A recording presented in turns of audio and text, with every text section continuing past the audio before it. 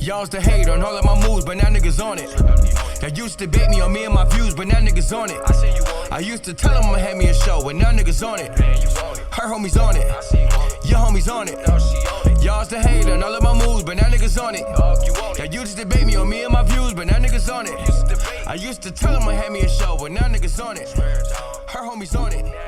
Your homies on it. Realest podcast. TRP Nation, what's good? Today's guest is a fan favorite, and today marks his fourth appearance. 1, 2, 3, 4 on the realest podcast ever. Pastor Carl, he is officially on track. He's coming for your record. He is a cultural critic, a social disruptor, and a large-scale entrepreneur. His media credits include The Breakfast Club, Gary V, I Never Knew TV, where he's literally going viral pretty much like every week, as well as almost every single radio station in the country. Y'all know him from producing the Ricky Smiley Show, for Radio 1, Urban 1, as well as, viral appearances on the realest podcast ever and all different forms of social media. He is also a 23-time published author, 22-time bestseller, and his latest book, The Real Black Agenda, Exposing the Myths, Igniting the Revolution, is available now on Amazon, where it sits at #1 in 4 different categories. It's also available on Kindle and Audible as well for those of you that can't read but can hear. Today's guest, my brother, my friend, Dave Anderson, the business bully. Brother, thank you so much for having me. Oh, Number 4, Pastor Carl, I'm on your head, son. I don't even know you, Pastor Carl, but I'm coming for you. You're always a welcome guest here, especially when we get to sit down and do this, one-on-one thing, and talk about whatever it is that you got going on, and also what's going on at the world at large. Today we're going to do a little bit of both, but we're going to do some self-aggrandizing also because you deserve it. This is your 23rd book, Yes. 22nd bestseller. Yes, sir. What's the only one that didn't bestseller? Oh, we're going to go there. Yeah. We got to start there. So it's my first book. It's a book called The Great Expectations of Atlas Riley. It was a fictionalized account of my young 20s in radio and those adventures, and some of it's true, some of it's not. And Right. I wrote it because the mayor of Nashville was talking about the reading comprehension scores, and every time I would go out to like high schools, kids would be like, "Yo, what's it like to date an R&B singer? What, like I know you've done this, I know you've done that." Yeah. And I wrote the book, and it did well, but it never hit that. And I think that's because I went through I had a publishing deal they gave me in advance, and that was grand opening, grand closing. Yeah. So I bought the rights to that book back, and it's out someplace. Right. I got it buried in my office. You got a copy of that book from 21 years ago. Yeah. Congratulations. But even still, with that being, your first book, your runway was, to success was pretty short then, because it's like you did it one way through a publisher, realized that's not the way, started independently, publishing, and you've hit, bestseller every single time since. Yes, just not the New York Times. Yeah. Until I hit the New York Times, I'm a scrub. I'm like a G League ball player. Explain the importance of the New York Times bestseller list. Is it like, I guess, the equivalent of like Billboard for music artists? Yeah, I think for people, it's the standard. I mean, for other people, it's the Wall Street Journal bestseller list. USA Today has a bestseller list. Everybody has their thing. All of it's ego-driven. For example, you know about Michelin star restaurants, right? You know how they started. Yeah. It was basically like a side business for the Michelin tire company. Because they wanted people to go to different restaurants and wear out their tires so they could buy tires. You tell these folks that this restaurant is the place you got to go, but it's way over there. You're going to sell more tires. A lot of this stuff is ego-driven, but my whole thing is, as long as I'm able to keep as much profit as humanly possible and get this out to my people, I can say what I want. I don't have to worry about an editor who does not work for me telling me what I should say and shouldn't say. And, that's a big reason why I don't do a lot of what I used to do in the entertainment industry, because I want to say what I want. I'm real Bobby Brown 89. It's my prerogative. I want to do what I want to do. I made this money. You didn't. Right. So it's important, but it's for me, it's just that one thing I haven't done that I want to do, because with that comes a certain level of legitimacy. When I say that, I'm not looking from white people, but you know how black folks... Looking for a broad audience. I'm looking for a broad audience, and I'm looking for people to understand what it is. Like I tell people all the time, I was in Forbes and Entrepreneur magazine in the same month. Completely earned media, unlike people who just, pay 10 grand to get into Forbes India, but I digress. And Forbes, CantonOhio.com. We got an article out. .org, because you done went through PR Newswire and put out a press release that nobody's reading. And, you know, nobody cared. I got on the Breakfast Club and they're like, oh man, you doing it. I got on Gary B. Oh man, you doing it. I'm on CNN. Oh man, you doing it. It's certain things that for our people, because they've been indoctrinated with a whole lot of this isn't hot until other people outside of us say it's hot. Sometimes you got to go where that audience subscribes. Yeah, for sure. Yeah, I mean, there's a way of, doing it the way that you solely want to do or catering to the audience. And it's like, you got to find that balance, in between the two in order to have something that's palatable enough for tens of thousands, hundreds of thousands, potentially millions of people to engage with. To that point, we've had multiple viral moments, me and you here on this show, just talking about some of the most innocuous stuff. And there's just like months later, and Dana's like, I'm still getting traffic off that clip with Dave from a year ago, whatever the case may be, because your ability to speak truth to power, speak with, detail, use the King's English and manipulate the language in the way that it's intended to, and drive your point home. So, I have no doubt that same thing comes through, via your publishing and everything like that, because you are a very particular speaker. You don't waste a lot of words. No, here's the thing, bro. I came up in radio from the time I was 9 years old to the time I was 34. I'm almost 48 now. So you got to remember, it's not like it is today. Anybody who's got, a BBL or had half a hit is getting a radio contract. I had to have a license. You had to go and get an FCC license. You had to take tests, and I was 9. You understand what I'm saying? Yeah. So for me, I learned very early on from a bunch of old people, many of whom have long since transitioned, how to convey a message in a short amount of time. So, I'm at this point, bro, I'm just blessed and happy to be here. Yeah. That's it. Let's jump right into the book. Yeah. Explain the title. Okay. So there's two things at play. The first thing is I got really tired, and I noticed this when I would do your show or just everything I do over at I Never Knew TV. Anytime I would bring up one of Black society's ills, there's always somebody in the comments, yeah, well, Dave's making a good point, but we already know what the problem is. What's the solution? We need the solution. No one giving us the solution. What's the solution, Chad? No, they're not giving no solution. So I said, okay, cool. You want solutions? I'm going to give you a whole book. I'm going to give you a book for them. And now you can't say nobody told you, because a lot of our problems come from the fact that we don't own our problems. Here's what I mean.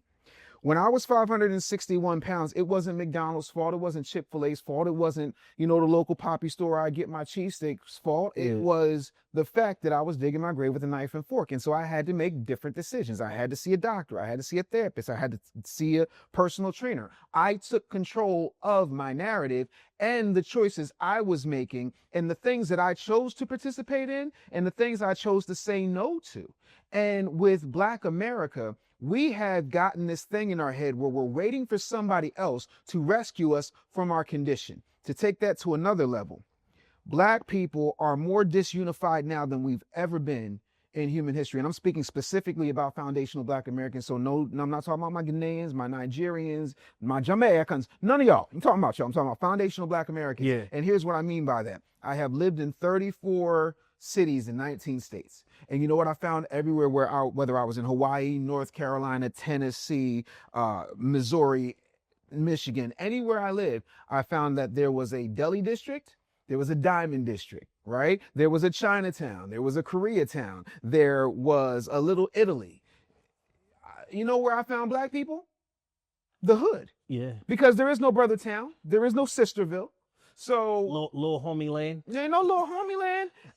Ain't no girl, you doing it, Ville, anywhere to be found. And so no, it's given Valley. There's no it's given Valley. I totally looked. There ain't no oh boy, you drawing land either. And my whole thing is they have convinced us that this is as good as it gets for us. As hood as it gets is as good as it gets. And the one thing that I will say is I partially agree with that, and here's why. They have convinced us that there's no money in the hood, yet and still, McDonald's, largest landmass owning corporation in history since the Roman Empire. Yeah. Period, point blank. McDonald's will not build a franchise in a place that is not going to turn a profit. They have about a 90% average of being correct in that, right? They are a real estate company first. So ask yourself, if there's no money in the hood, then why are there so many McDonald's in the hood? Why are there so many abortion clinics in the hood? You are how old? 42 years. You are 42 years of age. Tell me the first time you saw a Chinese food restaurant commercial. Never. Thank you. Yet and still, if you go to Stanton Avenue right now, Moi Fong, where my stepfather got arrested, so we'll get our chicken wings every other Friday night, is still going strong. The only thing that's changed is the signage. Yeah. Moi Fong is still owned by them Fongs. You understand what I'm saying? Yeah. So everybody is coming into the hood and making money off of us. And here's the difference between black people and all those other organizations, whether it's the Irish, whether it's the Indians, whether it's the Chinese. You're taking something out of our community, you taking money out of our community, you're going to put something back. Yeah. That in and of itself is the basis of what now has been historically categorized as organized crime. Because it's like, oh, you're not just going to be on about little Billy, you know, needs a scholarship. Yeah. You won't have to run that. Yeah. We don't do that. We just let them. Like today's your lucky day. Little Billy needs a scholarship and it's named after you.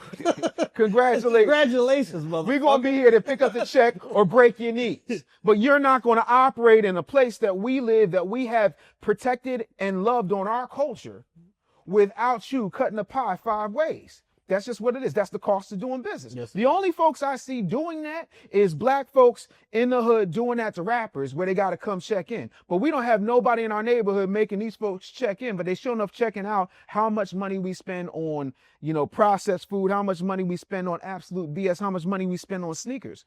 We have gotten so far away from who we are that we don't understand that the game is being played against us. And that's the real gag. And then you got these folks gotten everybody so convinced that the only people in the federal government who are making any money are Republicans, where I ain't met a broke Democrat yet.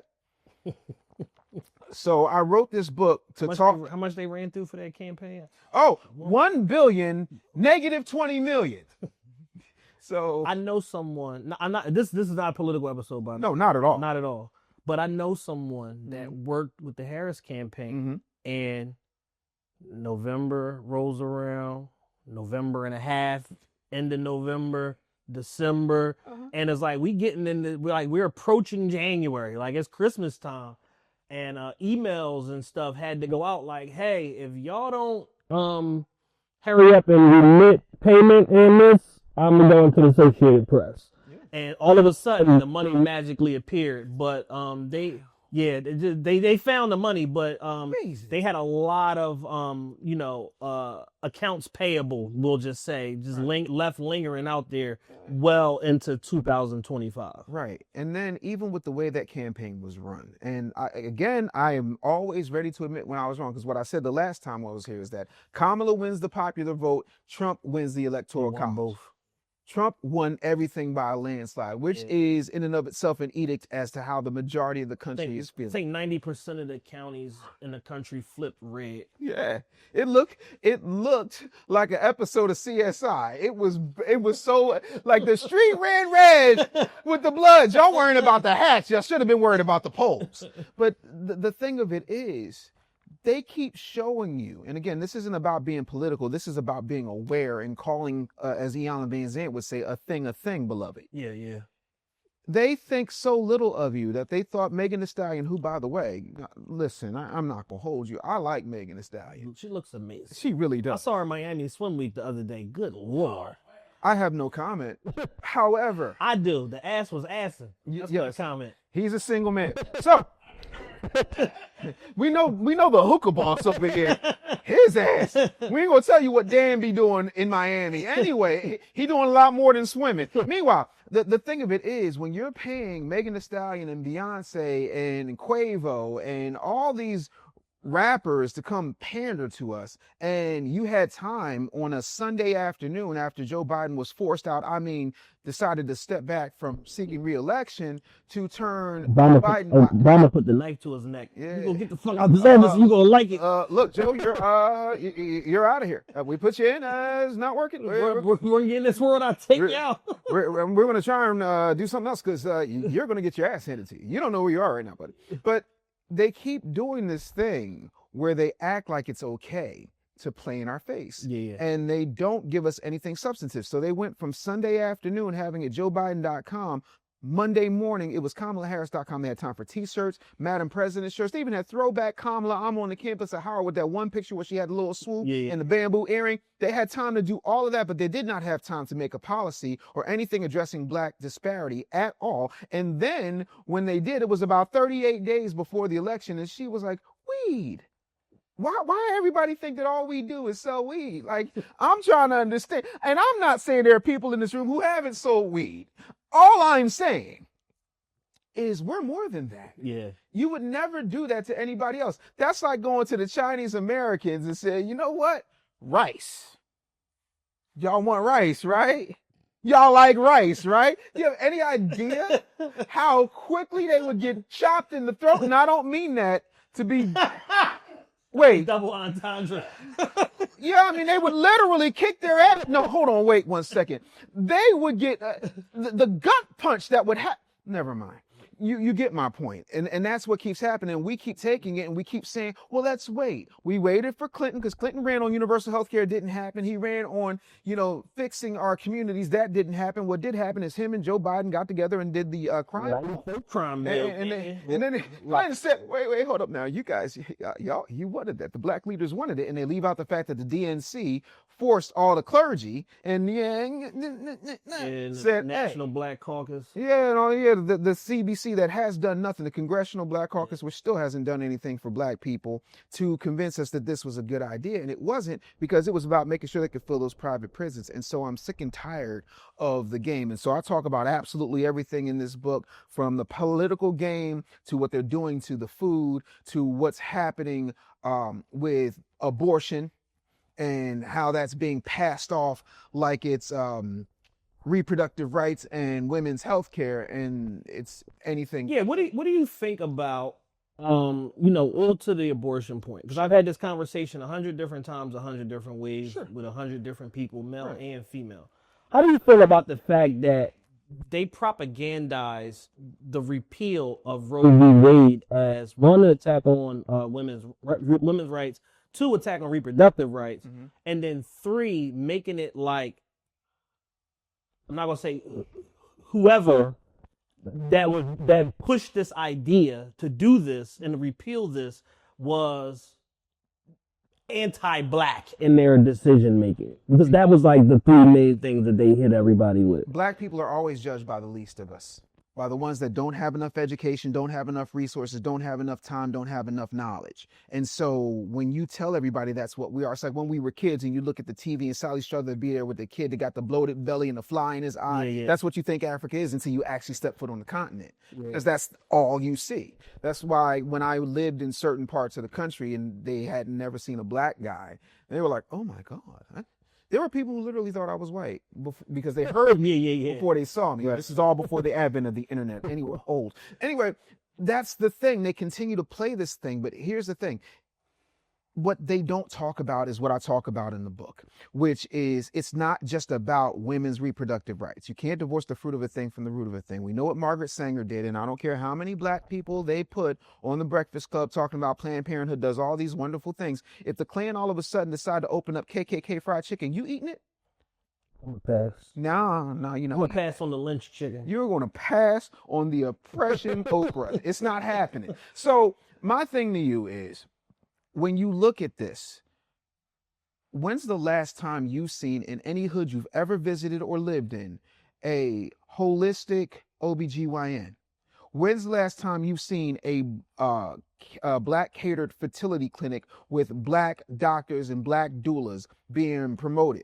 But yet and still, you can find a Planned Parenthood or any other type of abortion anywhere in the hood. That is deliberate. Same thing with McDonald's. Now, to take that a step further, we don't talk about the fact that they take the, what do they call that? Medical waste that was the baby. Yeah. And they withdraw the melanin from it. They sell it to universities. They sell it for science because it's medical waste. You can do that. There's no real regulation on it. That's crazy. And so nobody's talking about the abortion and reproductive industrial complex. And then if you're going to talk about reproductive rights, then you have to explain to me how we still, even though we know now there is a tie between chemical hair relaxers and the fact that black women by and large get tons of uterine fibroids, there is a direct tie and correlation according to the Food and Drug Administration and the Centers for Disease Control when it comes to the food in these regulated food deserts that we call the hood, that is contributing to the breakdown of uterine walls, cysts, all different types of diseases. Then you are hard pressed to find black women who have had 1, 2, 3 abortions, taken the morning after pill, a Plan B pill, who do not later on in life suffer with reproductive problems. And then you'll say, well, Dave, you're right. It's primarily hood women because regular black women don't deal with that. And you'd be wrong because, again, when you look at the Center for Disease Control, when you look at the American Medical Association, there have been studies say that it is more likely for a black woman to die giving childbirth or in the hospital post-childbirth than any other race of people. And the numbers are a chasm apart. Even with that, if you're talking about money, Serena Williams and Beyonce are two of the richest black women in history, and both of them had complications. One almost died. The other one almost couldn't bring their baby to term. Yeah. So you telling me it's just about the vacuum doctor? No, it's systemic. Thank you. Yeah. It's in the book. Yeah, it's systemic. If you had to boil down the problem with this present state of Black America, Say 3 things. What did they be? that need most desperately be addressed, and I'm sure you already addressed them. Lack of education, lack of physical fitness, leading blacks.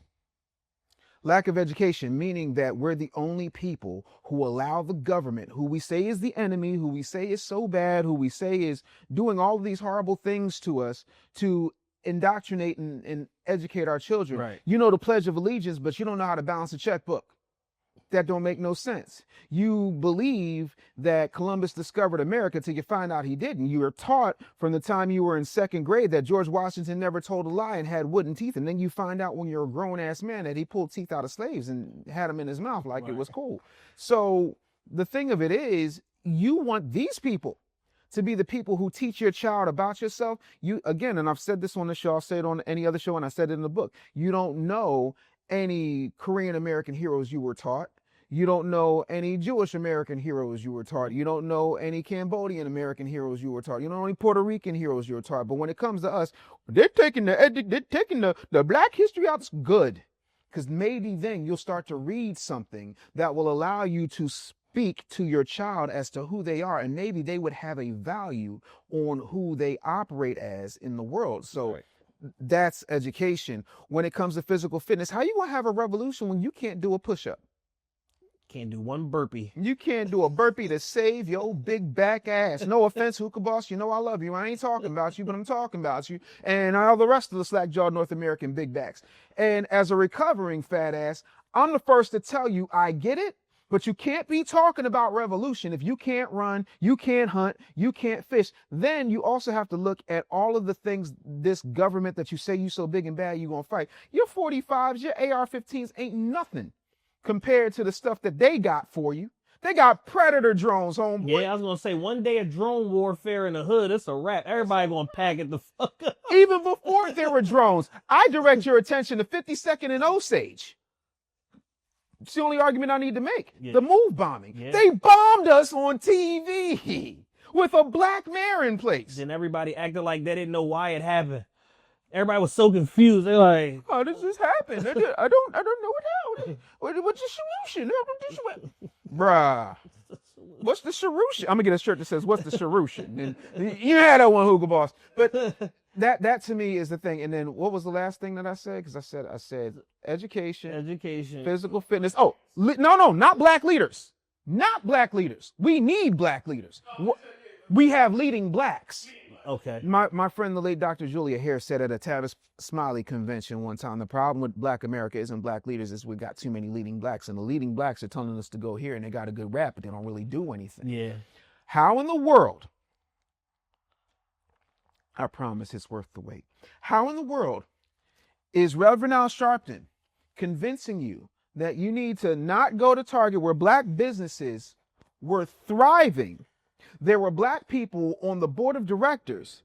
Hey, you're going to go to Costco. Name a black-owned product you've ever bought out of Costco. One. I've probably only ever even been in a Costco twice. In life. The other part of that is out. Listen, just because you went down there and got 15 cases of Kirkland brand muffins does not give you the right. Anyway, I'm not dealing with you right now, hookah boss. I'm talking about the real black agenda. You're listening to a man who 5 to 6 days a week is on MSNBC with at least an estimated approximate $3 million per annum contract, telling black people as to what they need to do. Yeah. How does that make sense? And still took $500K from the Harris campaign. Yeah, so no, I'm this consultant. You know what I'm saying? Yeah, no, it's consulting. Now, I believe in the agenda, but $500K. Yeah. To my people. Yes. And even with that, Al Sharpton, and I'm going to stay on Al Sharpton for just a minute, and I'm going to move on to others. Al Sharpton had Kamala Harris when she was running in 2020, and she said, if I become president, I'm going to sign a reparations bill into law. He never held her accountable for that. Yeah. He never even brought it up again. He sat there and just, I get mixed emotions. It's the way this money flows. Then you have people like Jamal Harrison Bryant talking about, we're doing a Target fast because they have gotten rid of DEI. And I don't care how much you try to sound like a Black Country Pepperidge Farm Remembers commercial. What you don't get to do is act like diversity, equity, inclusion does not benefit white women. So why do you have a bunch of black people caping for white women for what they are getting from a program while simultaneously and single-handedly jumping on a campaign that you did not start, while telling black people to not support other black people in this organization, and then you're cherry picking where you want to go. Amazon rollback is DEI, Walmart rollback is DEI. There's all these companies rollback is DEI, and 4% of all DEI hires are black people. Yeah, largest recipients of affirmative action getting the largest share of economic, cultural, and leadership gains in the last 50 years are white women. According to a comprehensive study conducted by McKinsey & Company in 2022, an overwhelming 63% of diversity and inclusion leadership roles were occupied by white women. Then you have to ask yourself how the number one majority became the number one minority. Trick bag, and that's what we do. We don't say black. Think about it. When we were fighting for our rights, we called it civil rights. Yeah. Whenever there's any type of situation that's supposed to be for black people, they automatically include everybody. Affirmative action. What the hell is BIPOC? I know Tupac. I work for his mom. I don't know BIPOC. You see BIPOC? I don't know him. I don't know BIPOC either. I don't know BIPOC. I can't name none of his songs. First off, no. The thing of it is, we keep getting these trick bags, and we keep listening to these leading blacks who want to run for office, who want to bring in more dollars. And I'm sorry, I'm not listening to a dude who got kicked out of Baltimore for not doing anything for the streets, then came down to take place at Eddie Long. We all know what Eddie Long was into. Just to come around here. Listen, you said it, I didn't. Freak offs of underage. Freak offs! Underage little boys. And then you're coming down here and you're talking about a Target fast. And then you said, I also want the brothers who smell like weed. And then we're the largest landmass owning church in black church in America. And we want to start selling weed. Well, that was 2022. Why ain't you selling the weed yet? What happened? You take you 3 years to sell weed? You the worst hustler in the... Bro, you need to stick with what you're good at. You need to find another plug. This ain't your lane, partner. You know, the streets tell me you get a good grow in 60 days, and with some of these lightning grows 30 days. Listen, I'm trying to figure it out. Like, you're trying to be Temu Vernon Johns, who actually help with group economics. And I'm not saying you don't do any good, but your black directory on your website is about as organized as a wet dream with absolutely no orgasm. And these folks are leading black people down a road where they're not focused on what we need to be focusing on, which is taking ownership of our communities, which is starting to realize that the CEO of your company is never going to pay you enough to live next to him. And well, everybody can't be an entrepreneur. Well, everybody also can't be WWE champion, but still people get crowned every day. The part of it is in America, which is a corporation cosplaying as a country, if you have a business, you have a lot more tax freedoms than you do if you are a worker. The workers get taxed first. What did Bill Cosby say on that episode of the Cosby Show? They come after the regular people first. Yeah. So again, you're not telling people to be entrepreneurs, and you're not telling people to focus on building their things. Even if you were to say we're fasting from Target and these are the black businesses I need you to support. And by the way, all of the Target businesses that are being affected, we're going to subsidize those businesses, and we're going to help you if you don't have a website to house all this stuff. Because what happens when you break a retail contract like a supplier like Target, you're getting what we call chargebacks. Yeah, exactly. And you got to take that inventory and you got to... They might charge you back for the whole line sheet of everything that they placed. Everything. And every person that was involved in putting it up, you know, putting it on the end caps, doing the displays, taking it off the trucks, all that gets charged back. Marketing expense, everything. All that. But you don't have to think about none of that because you're doing that. And then you want to say, well, we're serious about this and we're going to do this. So we're going to have a, wait for it, digital fast of Dollar General, because Dollar General is some of the only food that some of these neighborhoods absolutely get. So do you think that's where you need to start? Yeah, we probably exempt them from the list. Because I'm not trying to be funny, but I don't know a whole lot of hood boogers running around clipping digital coupons in Dollar General's app. Yeah, me neither. No. Bruh. Bruh. Again, a follow-up on the DEI report. Sure. This is from Forbes, while many white women have made gains in the American workplace, the gains for racial and ethnic minority women haven't been as significant. According to another McKinsey study, white women hold nearly 19% of all C-suite positions, while racial and ethnic minority women only hold 4%. Overall, white women have benefited disproportionately from corporate DEI efforts. So again, across the board. Yes. So basically, this is one of those controlled opposition, things where you rile up an already overly emotional group of people based on a fabricated cause, and then convince them that they're being oppressed as a result of these changes, when in reality, what y'all are trying to do is get these same corporations to cut you a check to call off the boycott. Right. It's like that. You ever see that movie, A Time to Kill? Yeah. When the boy came in from the NAACP and he bought the boy that marched with Dr. King. Yeah, so we raised this money for Carly's legal defense. Oh, so we can take this legal defense and do it anywhere, right? Well, technically, yeah, but we'd like to get you the best. No, I'm gonna stick with my lawyer. That we don't do enough of that. Yeah. And that's what's happening. I'm not saying that these folks, these leading blacks, are industry plants. I'm not saying that these folks aren't bought and paid for. I'm saying you will know the tree from the fruit that it bears, and show me the fruit that it bears. Right. $38 million, according to Black Enterprise, every single week in the black church in tithes and offerings, but our communities look like absolute hot trash truck juice, but you balling out the yard. You wearing more brooches than most old ladies in the church. Mother Jenkins don't have the brooch collection you got, Jay. I'm trying to understand. Al Sharpton's perm looks like it has not had to be touched up at all. Yeah, in 50 years. It's stationary. I've seen Sims with more flexibility in their hair than this man's perm.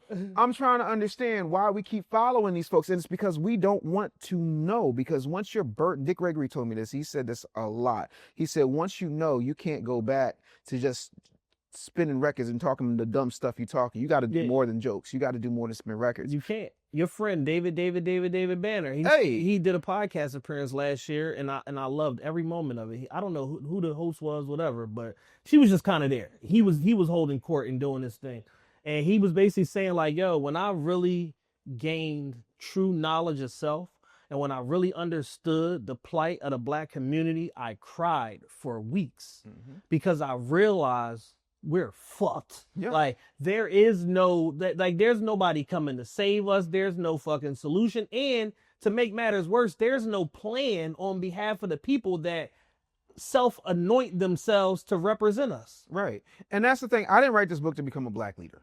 I wrote this book because everybody kept talking about what's the solution. And so I gave you a manual, a step-by-step blueprint. No, but the truth of the matter is it's important for us to understand this is what needs to happen. Yeah. And anytime one of us does anything progressive, we sell outs, we coons. Ice Cube, who literally is one of the most progressive black men of our generation, sat here and said, listen, I'm going to get Dr. Claude Anderson, who has been in economics and government since the Carter administration. So since I was in diapers and popping out of my mom, this man has been doing this. And he said, listen, this is the plan, this is the plan, this is the plan. Kamala and Biden said, no, we ain't going to talk to you. But, you know, Trump was like, I think it's good. I like some of this stuff. Some of this stuff, I don't know. But some of this stuff, gonna do something. It's gonna be great. It's gonna be big. Love this. And he put it in the platinum plan. Did he get reelected at that time? No. But everybody was like, oh, well, he did this. He's a sellout. Yeah, that's funny because you sure enough love Steve Harvey still. You sure enough love Lil Jon still. Like you sure enough love Arsenio Hall, Nene Leakes, Magic Johnson. You love all these people. Yeah. You know, who had relationships with Donald Trump, and you wouldn't dare call them coons and bootlickers and all the stuff that you call an Ice Cube? The dude who made no Vaseline? And fuck the police? Are you out of your mind? We've lost the plot in a lot of different areas of black life. In that moment right there, that snapshot of that moment where the collective black social media community, at least, turned on Ice Cube, I'll never forgive you niggas for it, just to be totally honest, because it just showed how ignorant you were to business, to the art of negotiation, and to leverage. Right. And the fact that it was okay for Biden to, one, go in the Breakfast Club and say, if you don't vote for me, you ain't black, and that was okay with no pushback, and then two, tell Ice Cube, and then as an aside, tell the most important black economist in the history of our nation, I'll talk to you niggas after the election. That's crazy to me. And y'all thought that that was okay. Oh, you missed one. You missed when Biden said, hey, you guys are going to have to get with the Hispanics. You're going to have to get together. Wait, what? Yeah, because they always hit us with the people of color play. Yeah, the black and brown people. Yeah, you got to go unite this shit with some other shit, get cracking, and come back. Like, no, I'm completely good on that. But again, I'm not looking for a political solution to a monetary problem. Yeah. This comes down to systems and checks. Once you understand systems and checks, everything else takes care of itself. For sure. For sure.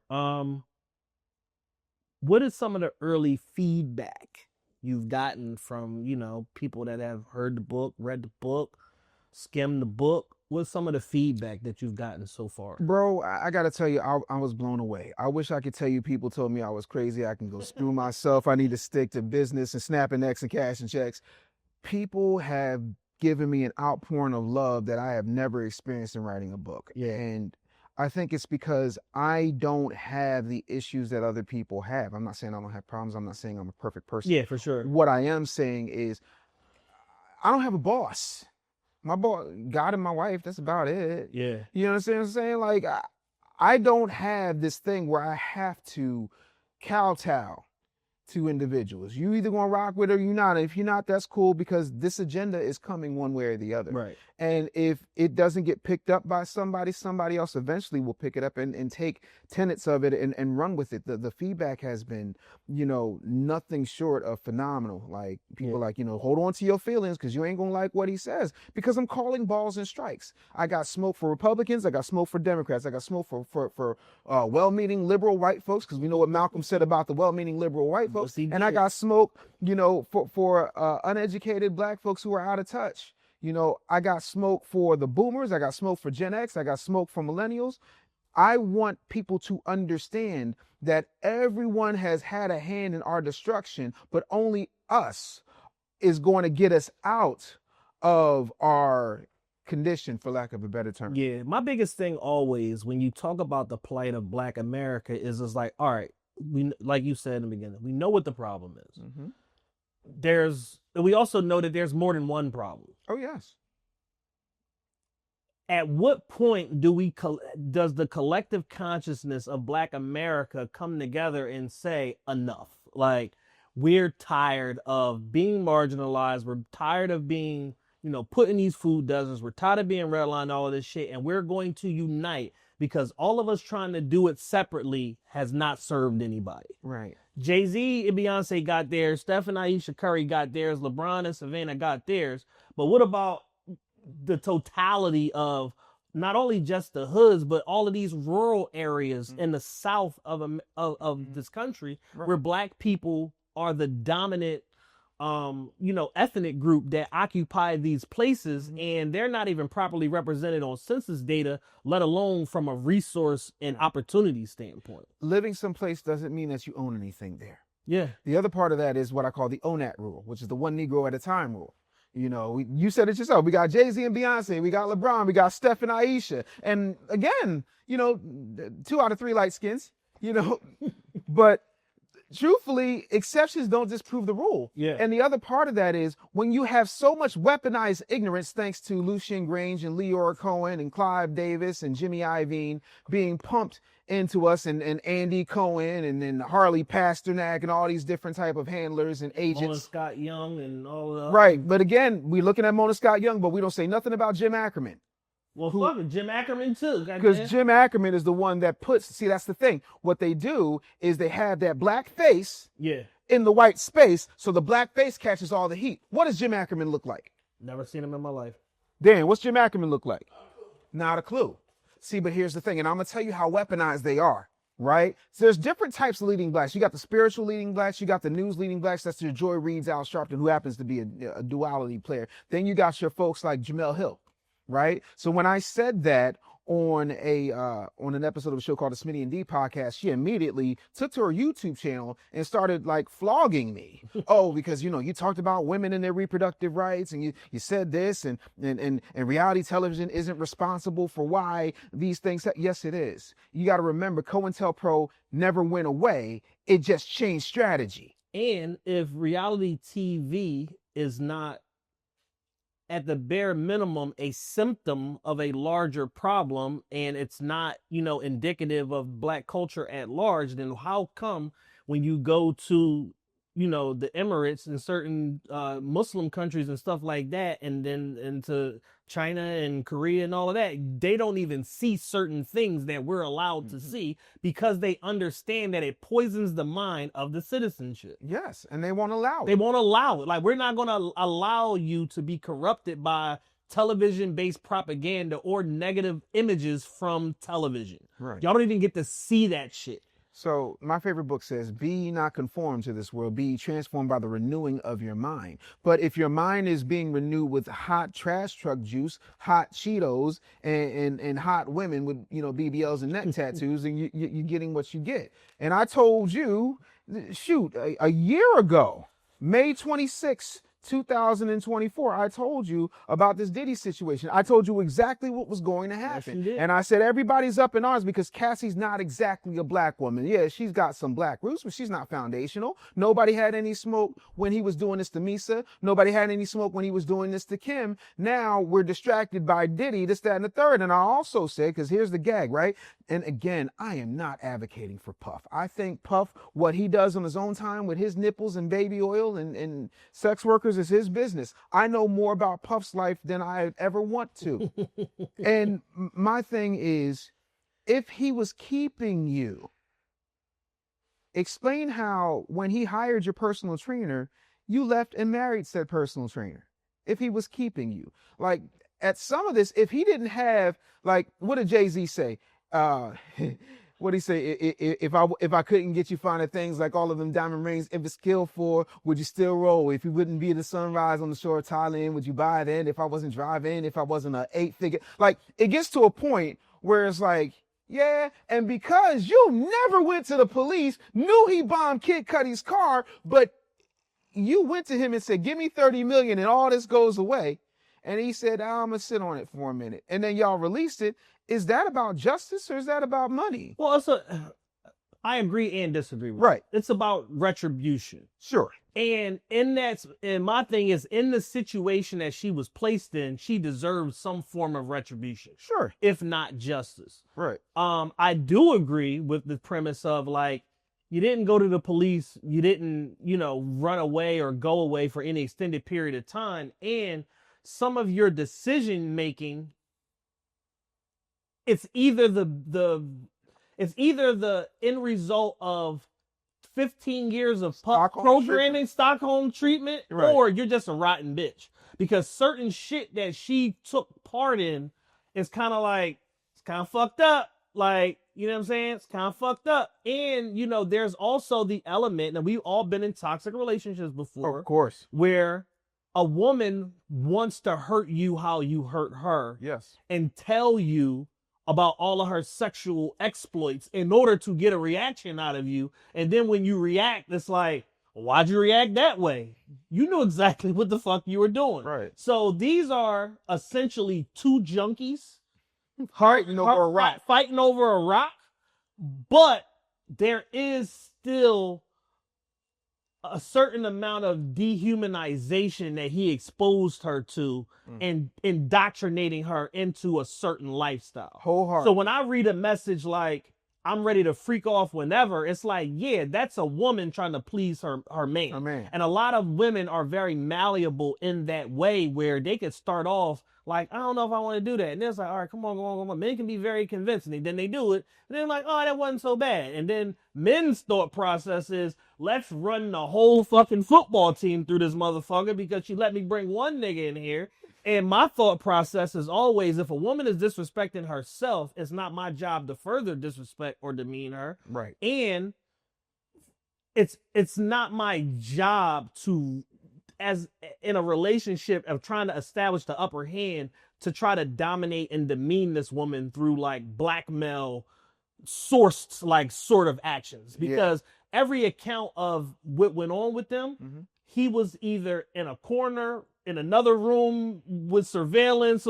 So he removed himself enough from it years ago, trying to escape the moment that he's facing now. Correct. Which is being held accountable for his actions. Right. But I don't think that's, and you broke it down last time, second before last time we were together. Right. May 26, 2024, where it's like, yo, the crime isn't in what went on with Cassie. It isn't. That's just establishing him having fucked up character traits. Correct. The crime is when you take your every legitimate business you have and utilize it for criminal gains. Absolutely. And make these people part and parcel to all of your criminal exploits with you as the sole beneficiary. Correct. That is racketeering. That's racketeering. And because black people don't understand what the fuck racketeering is, they think is, why is he the only defendant? Why is he the sole defendant? And a one-man RICO is not uncommon. It's not. Especially in the federal system. Economic or a civil RICO is also not uncommon. It isn't. The things that you did as a business to enrich yourself violated this person, this company, that company, da-da-da-da-da. So their only recourse is to pursue you in court as a result of that. So that's a civil RICO. But everything that has been substantiated, you know, fuck Cassie's 2 weeks of testimony. Right. Everything post that has substantiated the RICO charge and the racketeering aspect of what this shit is. Right. And while all that's going on, nobody's paying attention to what's happening with the illegals. Nobody's paying attention to the fact that they just cut Job Corps, which means, and I've said this on this show, instead of focusing on raising the minimum wage, focus on maximum skills. But they have convinced 2 to 3 generations that college is the answer. And we all know the numbers on college, so I'm not going to bore you with the Bureau of Labor Statistics stuff. It's in the book. My thing is, at some point, you got to realize this is the wool they're pulling over your eyes to keep you from paying attention to the fact that they're replacing you as a voting bloc. They're replacing you when it comes to this gaslighting thing about inclusion, and they're not taking care of you. But when we talk about reparations in a real way, they say we can't do it. We have to study. We got to have a study. How many studies did they have for the illegals? Show me that study. Did they have a study for repairing Notre Dame? Did they have a study for that horrible withdrawal from Afghanistan when the 13 troops died and they left millions of dollars in money, schools, equipment, gear, munitions, everything? You basically Tony Stark the 10 rings and then said, hey, yeah, we had to get out. Yeah, you jump-started the second fucking wave of the Taliban. Yeah, and like you literally gave it to them. It's just like they changed those Patriot missiles to Scud in 91. It's the same play. Yeah. All of that's going on, but Puffy. And I'm not saying Puffy's not despicable. What I'm saying is they're focusing us on entertainment nonsense and not anything else. And to me, that's what I'm sick of. I'm sick of the distraction being the devil's favorite tool in TikTok trends and celebrity dramas and all this stuff. And you got to watch the hand behind the curtain. Bigger point. When it comes to this music stuff, when it comes to this entertainment stuff, when it comes to this distraction stuff, You remember Milli Vanilli? Yeah. You remember what happened with Milli Vanilli? Mm-hmm. Got exposed. They got exposed. Them two men got exposed. Rob and Fab got exposed. You know who didn't get exposed? Producers and the songwriters and the label heads and everybody. Clive Davis. Yeah. The same Clive Davis that Barry White begged Luther Vandross to not sign with J Records. The same Clive Davis that pitted Mario against Usher. The same Clive Davis that basically robbed TLC. And the only reason TLC got money is because Diddy dropped Dime. And TLC was like, we ain't leaving here, because they got a couple pipe-hitting homegirls to come with them. Yeah. Who was like, hey, run us our bread, because you're the greatest selling R&B female group of all time, and you're broke, and they gave you a $50,000 check, and you talk about you don't want no scrubs. Suzuki sidekick. Pebbles a cold devil. Woo! Now I see why L.A. Reid pulled out. Meanwhile, I could have worded that better, but the thing of it is, we have a horrible self-image. We keep getting distracted by nonsense, and we're trying to put ourselves together. And to your point about us working together and figuring out a way to move the needle, I don't want to be the leader. I'm saying, you said you ain't had no plan. Here's another one. Tariq Nasheed gave you a plan. You ignored it. Claude Anderson gave you a plan. You ignored it. Boyce Watkins gave you a plan. You ignored it. There's all these people who have given you plans, and you haven't done it. And then you don't do the work to be taken serious. But you haven't done it because you're waiting on fucking Jay-Z to give you his plan, and then everybody's gonna follow that shit. But he already gave you his plan. We know what the kneeling was for, right? we know what the protesting was for. We know what the marching is for. Here's Rihanna. That's the plan. That's all he got to do. Yeah. He out here cosplaying as Basquiat, and you wonder, he don't care about you peons. We do this thing as black people where, and I see it in all walks of life, in professional spaces and social media spaces and the nigger nonsense circles and corners of the internet. Mm-hmm. You see it everywhere where it's like, we care more about who's delivering the message than the message itself. Mm-hmm. Mm-hmm. And because of that, and this idolatry problem that we have as a culture, and the symbolism problem that we have, and just taking everything fucking literal, it's like, we're waiting for, some cabal of like Jay-Z, LeBron, like all of the favorite niggas alive to come together and be like, this is what black people need to be on. And then it's like, y'all will still find a way to invalidate that shit, even though this is what you claim that you were waiting on in order to do better and be better. And just for saying that, I could be labeled as being anti-black just for even fucking saying that, for acknowledging the lack of consistency and the lack of like moral fiber and earnestness in a lot of these online discussions and talking points and shit like that, where it's like, at some point, somebody has to be good enough for all of you that are cynical and naysayers to rally behind and say, we're at least going to get this shit a shot. Okay, so let me ask you something. Historically, when has that happened? I mean, it had in a vacuum, Martin Luther King and Malcolm X. Those are two diametrically opposed individuals who came to the center and then got popped. Yeah. There's Martin people, there's Malcolm people. Hell, my grandmother, who was born in 1920 something, God rest her soul, she said, I don't get why, your aunties, your uncles, and your mother was out there sitting at lunch counters getting dog sick on them to eat unseasoned food. It didn't make no sense to me. Every last one of your aunts and uncles, with the exception of your mother, who was a emergency birth, was born in the black hospitals, 2 black doctors. We had everything at our disposal. We have absolutely no unity, but where's the black hotels in Philly? I don't know no black hotels, Mimar. I don't know. She said, I could tell you where they used to be.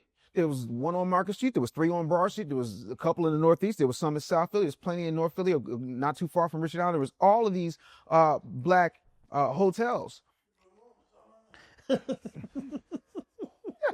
That's the thing. We don't have anything. So they gave us the illusion of inclusion and told us it was allyship. We don't need allies. We need co-conspirators. Yeah. We have integrated ourselves into a situation now that goes beyond a burning building. We're literally fighting over embers and can't figure out why anything is not sticking with us. We have never been behind one guy. And anytime we got behind one guy, they popped him. Yeah. What did J. Edgar Hoover say? The 2 things that are the biggest threat to America is black unity and the rise of another black messiah. That's why it'll never happen. Yeah. Banner don't want it. I don't want it. Most of us don't want it because what happens is they either call you crazy, they'll cancel you, they'll threaten you, they'll shoot you. It's not worth it. But I love my people, and I think if my people understood that we all have roles to play, and we understood that our role isn't always in front of the camera, our role isn't always in the studio with a tight beat, our role isn't always, drawing or tap dancing, but the second performative nonsense. The second we break rank, the second we pull out, they find somebody to sucker us back in. And I'll shut up on this unless you ask whatever the questions you want to ask. Do you remember when Gucci was calling us monkeys? Yeah. How did they stop that? Don't worry, I'm not gonna let you rack your lights, get brain. I'm gonna tell you. Here's what they did. They black folks said, we're not gonna take it. And they said, yes, you will, because we just hired Dapper Dan. And Negroes shut up. Yeah. That's what they do. One Negro at a time, every time. You know my favorite Gucci black people moment is? T.I. standing in front of that goddamn Lenox Mall. 30 days, partner. We will boycott 30 days, no Gucci. Because the spring collection is coming out soon and I need to get me some new shit. 30 days.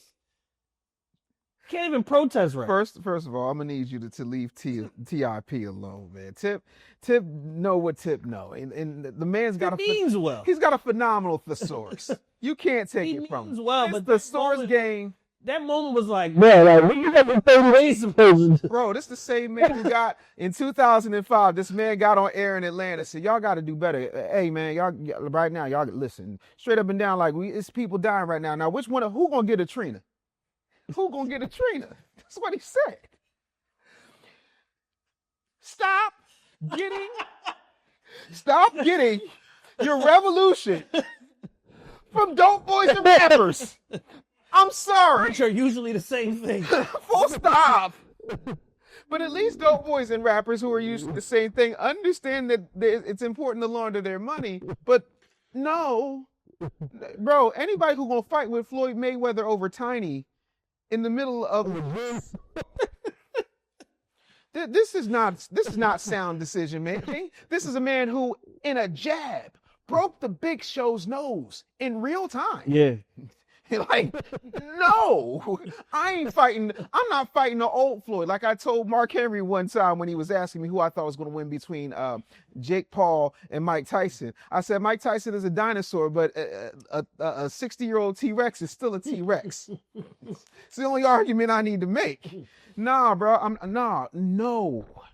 You have, and that's the thing. Banner says, he said the thing of it is, the reason I got to speak sometimes, and I'm paraphrasing, so Banner, forgive me, but what he said to me was, the reason I speak sometimes is because they don't hear it when it's a scholar. Right. They don't hear it when it's somebody who's qualified to speak. They want to get it from rappers. You ain't never seen nobody in white America bring up D. Snyder to talk about white problems. Hey, we're going to cut to Ozzy Osbourne. We want to know what Ozzy thinks about the plight of white America or white males being marginalized. Ozzy, give us your thoughts. No, they'll go get Charlie Kirk. They'll go get, what's my man's name on CNN? Scott Jennings. Yeah. They'll get those folks who are qualified, who have had, position. Now, I'm not saying they don't toss you a Ted Nugent or a Kid Rock anyone. No, but nobody takes them seriously. They'll even give you a Snooki.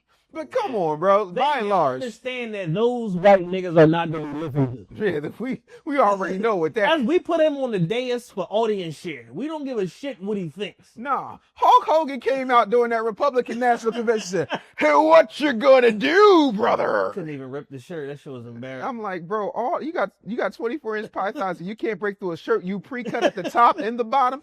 Hulkster, had two. Give me the fucking scissors. Give me the scissors, brother. You've had too many real American beers, bro. They're not working well for you, But the thing of it is, we got to stop acting like we owe loyalty to one party. My whole thing is people are like, well, are you conservative? I said, black people are naturally conservative. But to answer your question, no. What I am is in play. And what I mean by that is my black vote is up for grabs based on tangibles and a platform, not based on how many baddies you can come twerk in front of me. And my shit is blanketly for sale. I can be purchased. Yes, because everybody else is buying them. Because everybody else is selling them. We saw so many people sell their vote last election cycle for both sides. Listen, you know who I loved? I had this conversation with Majid, my man Majid. I say Majid, my bad. Majid, who has an amazing show, and then I'm actually doing a show that's getting ready to get sold. It's called Canceled. Mm-hmm. And we talk about and we examine people who have been canceled for whatever reason, usually in an opinion that the majority of people don't agree with for whatever reason.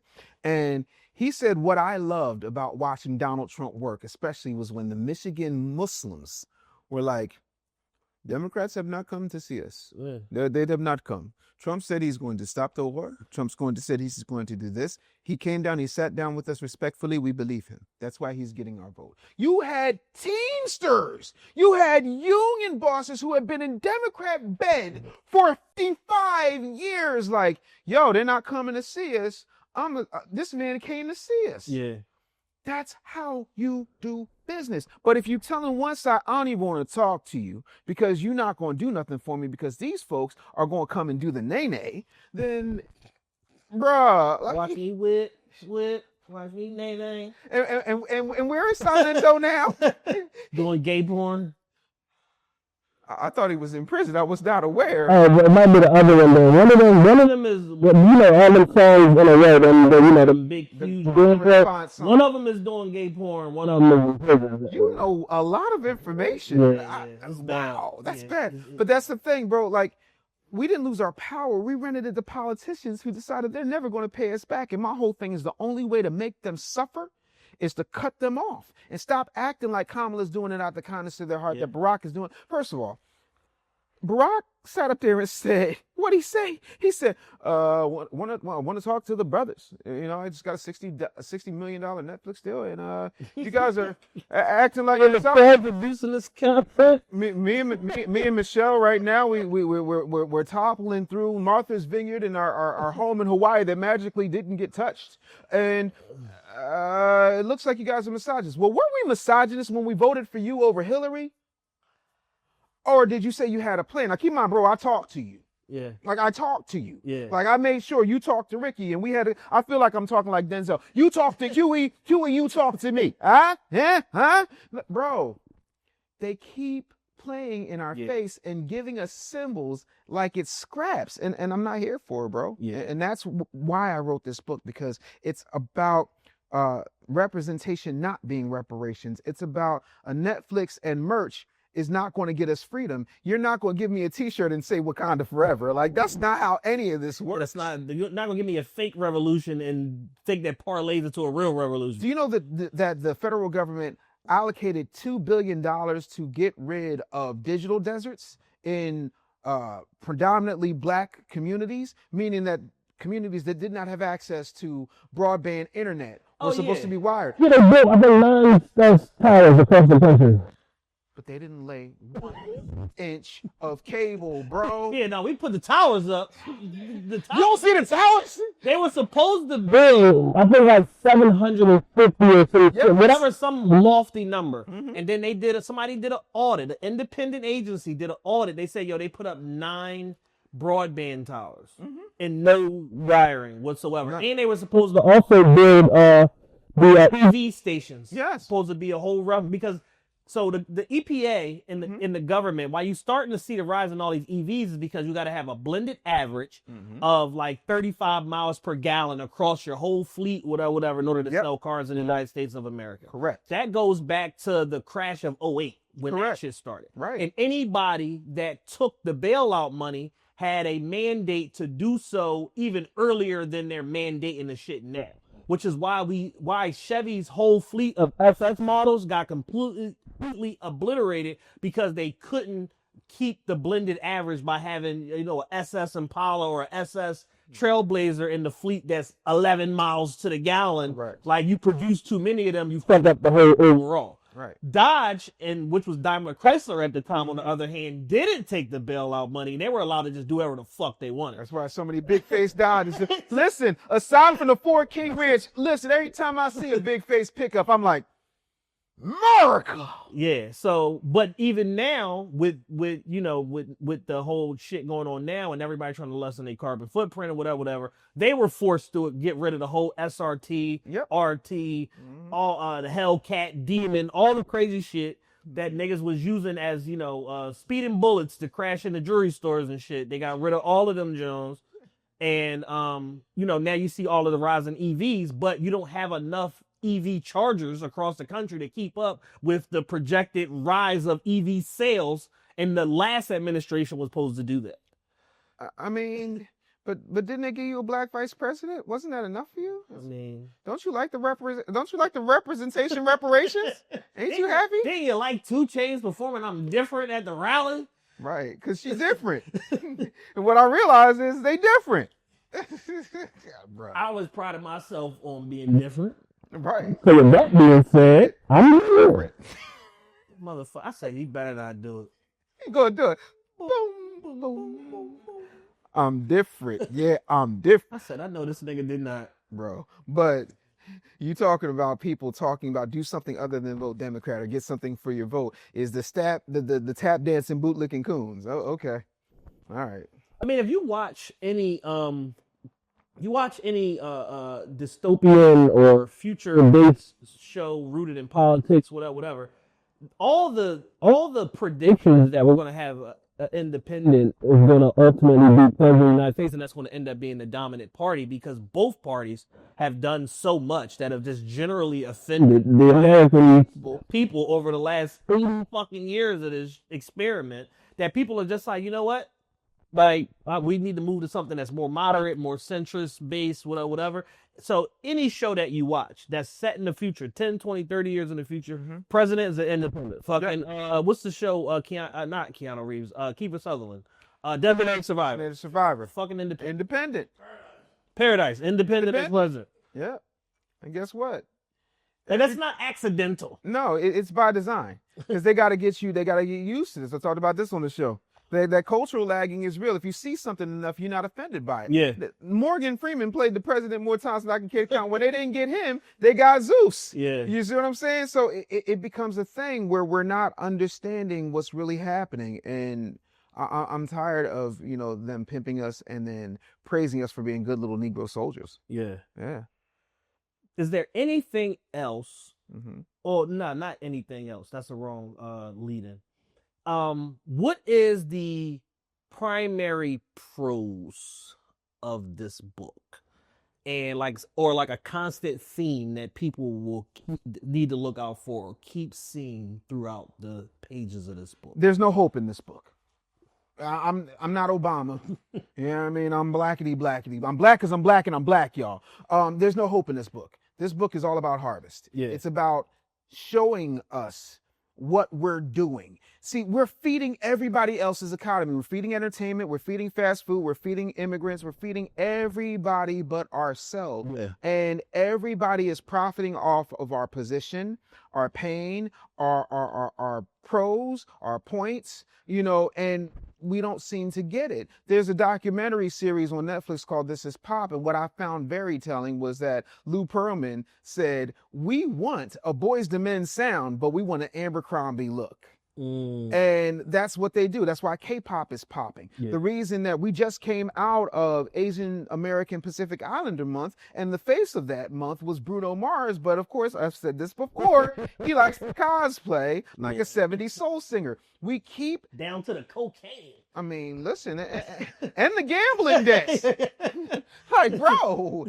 He got the whole character down. Residency of the casino, gambling debt, cocaine addiction. Bro, you have out Elvis, and you out Negroes. Bro, you make David Ruffin look like Otis. Yeah. And everybody's coming to see you.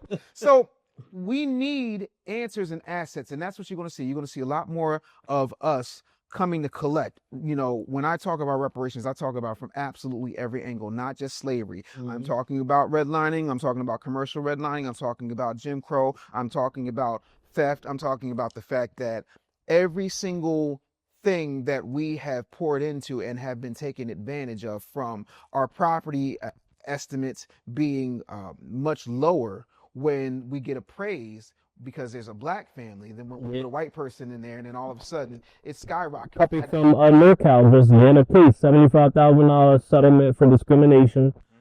Their house appraised like $254,000 lower than market, and they took it all the way, and they ended up getting a judgment against this appraiser company and won $75,000, and they ended up selling the property for like $300,000 above their original ask. So it's like a $564,000 swing from with their first estimate was the least time they keep lower than they sold it for $300K over the first estimate. Yeah, and the thing that I need people to understand is everything is a choice. I've really had to hammer this home, even with myself. The most radical thing I've ever done as a black man is marry a black woman and have black ass children. Yeah. Because they don't want a black family. Because if you got a black family, you've got a power base.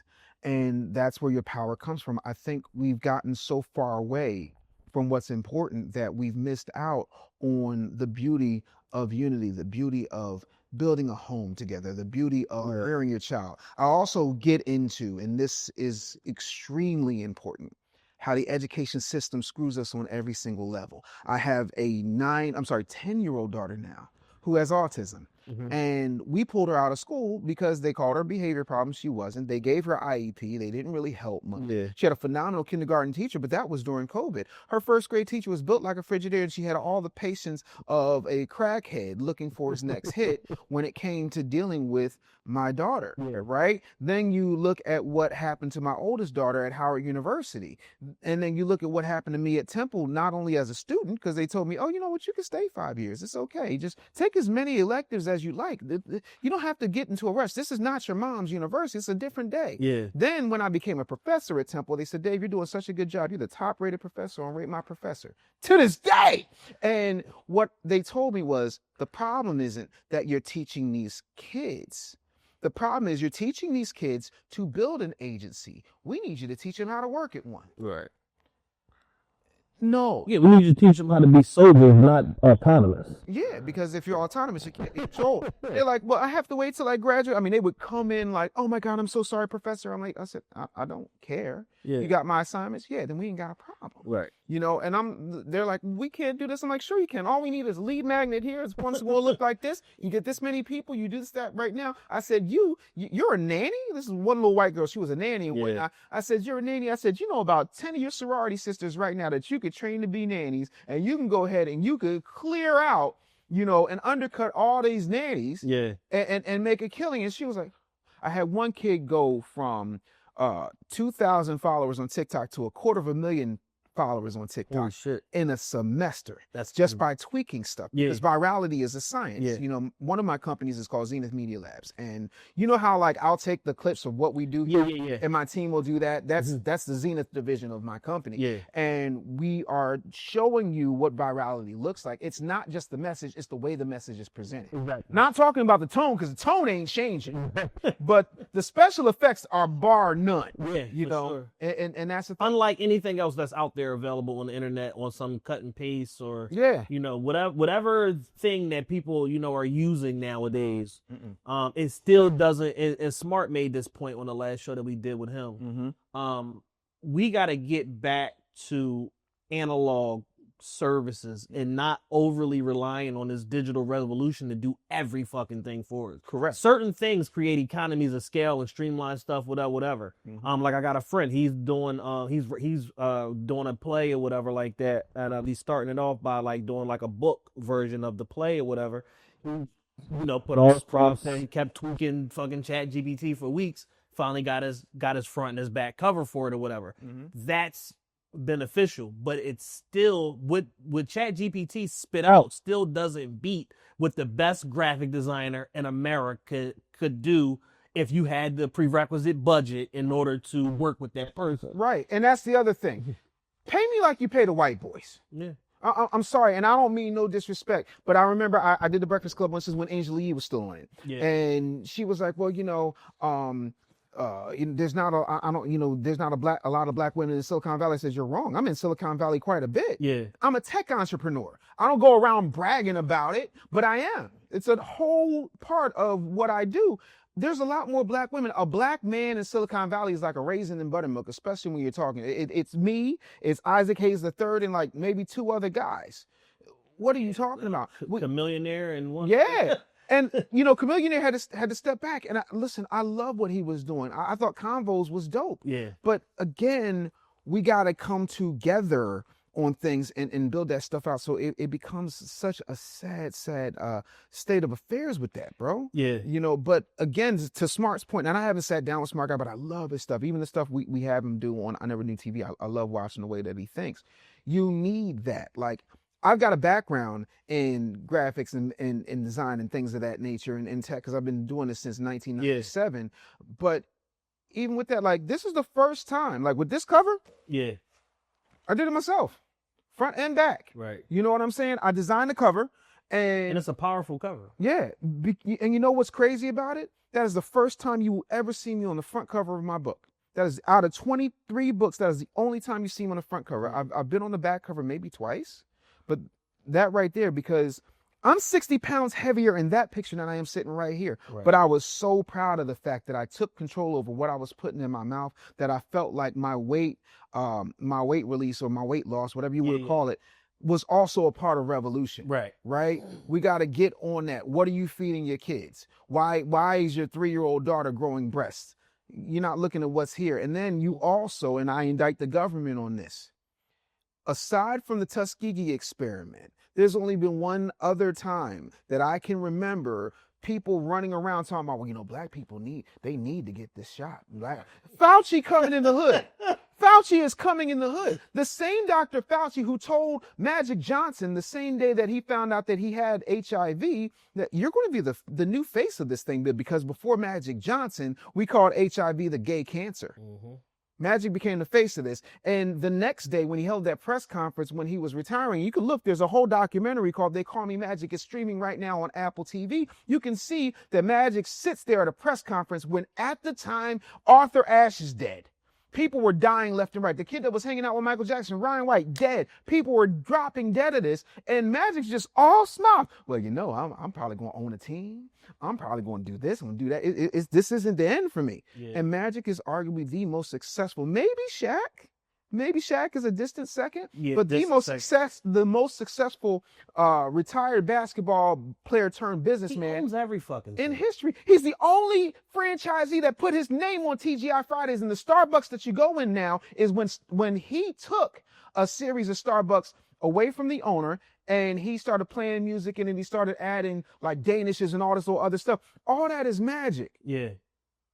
I'm not saying he never had it. I'm saying that this Fauci dude, who was helping more people die from AZT than they were dying from HIV, is running through the hood. Yeah. Going on this show, seeing Rosenberg, seeing Charlemagne, seeing every show he could get on to talk about this. And he's like a media darling. Talking about, you got to get this jab because it's going to help you and it's going to stop the spread and we're going to flatten the curve and we're going to social distance. And then he turn around and says the mask don't mean nothing. And you know, another jab and a booster and this, that, and the third. Who got paid? And every data point that he pointed out was disproven. Every last one. Every last one. Every last one. There was a doctor beginning of the COVID-19 breakout from Seattle. I know you've seen this clip. Mm-hmm. He went on television and said, basically, what the fuck are y'all talking about? Like, I don't care that it's the Center for Disease Control. I don't care he's the head of it. I don't care.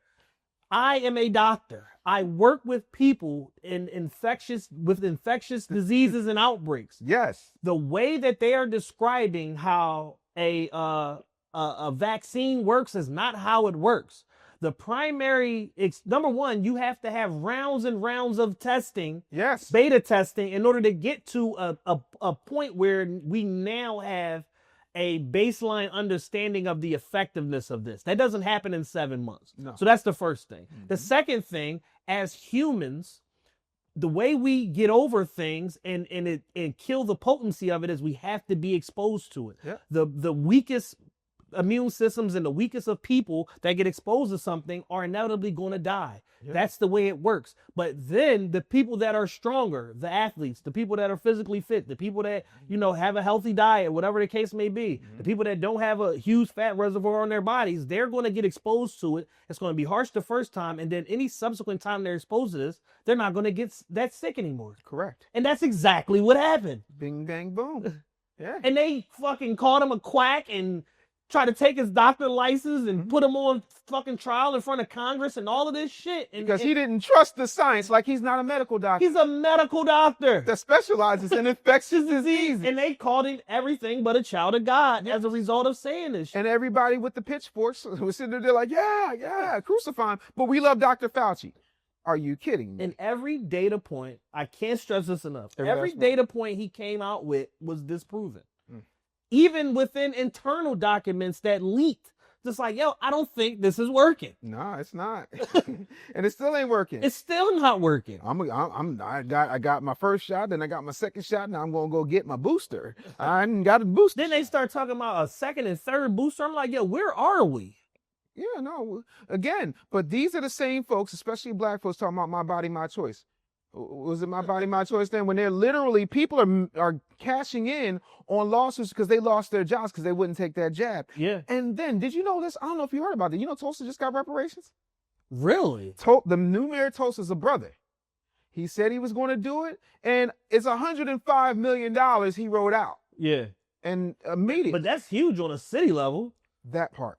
But we don't think locally. Yeah. You keep talking about Donald Trump, and then the Project 2025, but you don't know your alderman. You don't know what district you live in. You don't know your city councilman. Like $105 million commitment from a city is equivalent to, $1 billion commitment from a state, equivalent to a $25 billion commitment from the federal government. Bingo. Like, that's a lot of fucking money. Correct. And he ain't do no study. Yeah, because I know what happened. Just say it. We all know there's, hey, if you guys leave here and go down the block, there's 4 monuments to what the fuck happened. Like, here's my study. Right. Suck a dick. Fine, give me the money. Yeah. What are you talking about? You mad at Wes Moore. Number one, Wes Moore's not a foundational black American. That's point number one. Point number two, he wants to be Obama. Temu Obama is not going to do anything that has the word reparations in it. I don't care how good he talks. Yeah. That's just what that is. But again, y'all keep talking about studies. Y'all mad about studies when there's not, in Maryland, there's not a kid in Baltimore who's reading at grade level. Yeah. Baltimore was the only city in America where you had a black mayor, black district attorney, black superintendent of schools, black chief of police, and there was black something else. And every single metric in the city was below proficiency or satisfactory level. Of course. Because again, they got the... And you had a black state's attorney also at the time. Also. But you're going to get the Negroes who are in there niggling. That's all they want to do. They just want to niggle. See, we love representation and we don't question them because they black. You got to give them a chance because they black. Yeah. But y'all are going through everything Trump does with a fine-tooth comb. But you can't tell me all of the atrocities Obama committed, all the atrocities Biden committed. And now we're finding out that Elizabeth Warren allegedly was holding the auto pen and was just signing stuff. So Elizabeth Warren, as Donald Trump, Pocahontas, she's the one that auto pen. I don't like the way she's a vile, nasty woman. But like, bro. And Elizabeth Warren was the one that threw Biden under the bus about the student loan reform. And she was right. Yeah. You can take care of this with a stroke of a pen, and then we can fight it out in court. But at that point, the American people are going to be so upset because if you want to fix the economy overnight, you wipe out everybody's debt-to-income ratio by clearing out their student loans. Everybody can buy a house. In a country that has forgiven the auto industry, in a country that's forgiven the steel industry, in a country that has bailed out banks, airlines multiple times, including around about a year ago.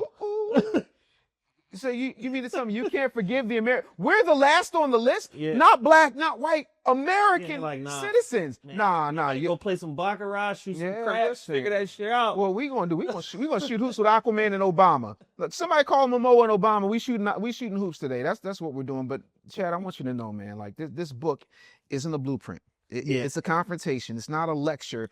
It's a study, since we like study so much. It's not for allies. It's not for hashtags. It's for black people who ask, what are we going to do this time? Right. What we going to do about it? We've been loyal, we've been woke, or we've been visible, but we ain't got no value. Yeah. This your wake up call. This is your war plan. This is your battle cry, because I'm telling you, it's not going to be this revolution ain't going to be monetized by merch. It is not going to be, subsidized by Amazon. If you want us to win, we have to put us in the position that it's on us to hold these folks accountable, and it's on us to make things happen, and it's on us to stop listening to any, shade tree, buck dancing house coon who is sitting up here telling us that we just need to wait because they can't do anything for a specific group of people. Tell that to the illegals. So the illegals can get education, the illegals can get housing, the illegals can get job training, the illegals can get stipends, the illegals can get food stamps, and they can get naturalized. They can get business grants. They can get a badge without having a social security number. Yeah. And we can't get anything, and we help build this country? Nah. Yeah, that was wild. And then the secondary part of that being all of that was done because the black voter bloc was starting to shrink. Correct. Because we have a child reproduction problem within black Americans, and we aren't growing at the rates that we were supposed to. There was an economic study in the 1970s. It was 15 million black people in America. They said by the year 2020 it's going to be 40 million black people or whatever the number was supposed to be. We're still at the same number. Correct. And the reason that is because they put up abortion clinics and told you it was healthcare. Yeah. They don't tell you about nutrition. Everything comes with a pill. Oh, we're going to help black people because we're making sure grandma gets her $35 diabetes medication. Yeah. The reason grandma has $35 diabetes medication is because you're telling her that ham hocks, hog mogs, and chitlins is everyday food. It's not. Yeah. You can't survive eating off the eating like that. And again, I'm not sitting up here like poo-pooing bacon. I'm thinking bacon's great. Well, pepperoni is delicious. I'm just saying that everything in moderation. Everything in moderation. Please, my God. Everything in moderation. Any last thoughts on the book? Because I do want to hit you for some social media topics before we wrap this thing. Sure. So again, chapter 11 right here. I want you. I feel like the guys are standing in the corner.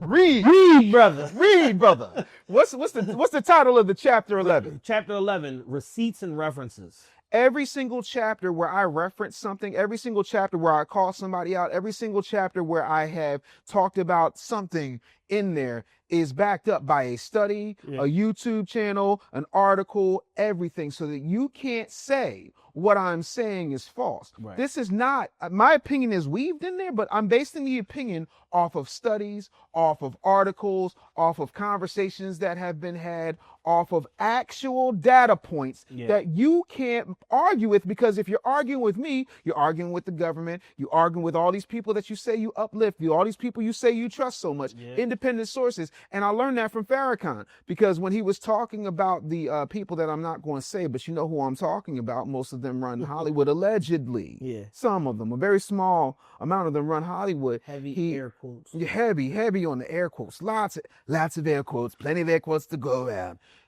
He said that we went to your scholars to get this data point. If you find something in there that's not accurate, then we can have that conversation. I wrote this book so that you could know where they're hiding the information. I put all the information they're hiding in a book that is not hiding from you. It is black eat black. And the other reason I called it's extensive, but it's not just one page. It's broken down per chapter, and every single reference point that he pulled, it gives you where to go to be able to confirm and confer that information. And if it's a YouTube video, I give you the timestamp so that you ain't got to go sifting through it, because I don't want you to have to hunt for the information. The other part of that is I need you to understand that the only way we get through this is by getting ourselves to a point where we can't act like this information does not exist. You can take with it what you will, but you can't say, I did not warn you.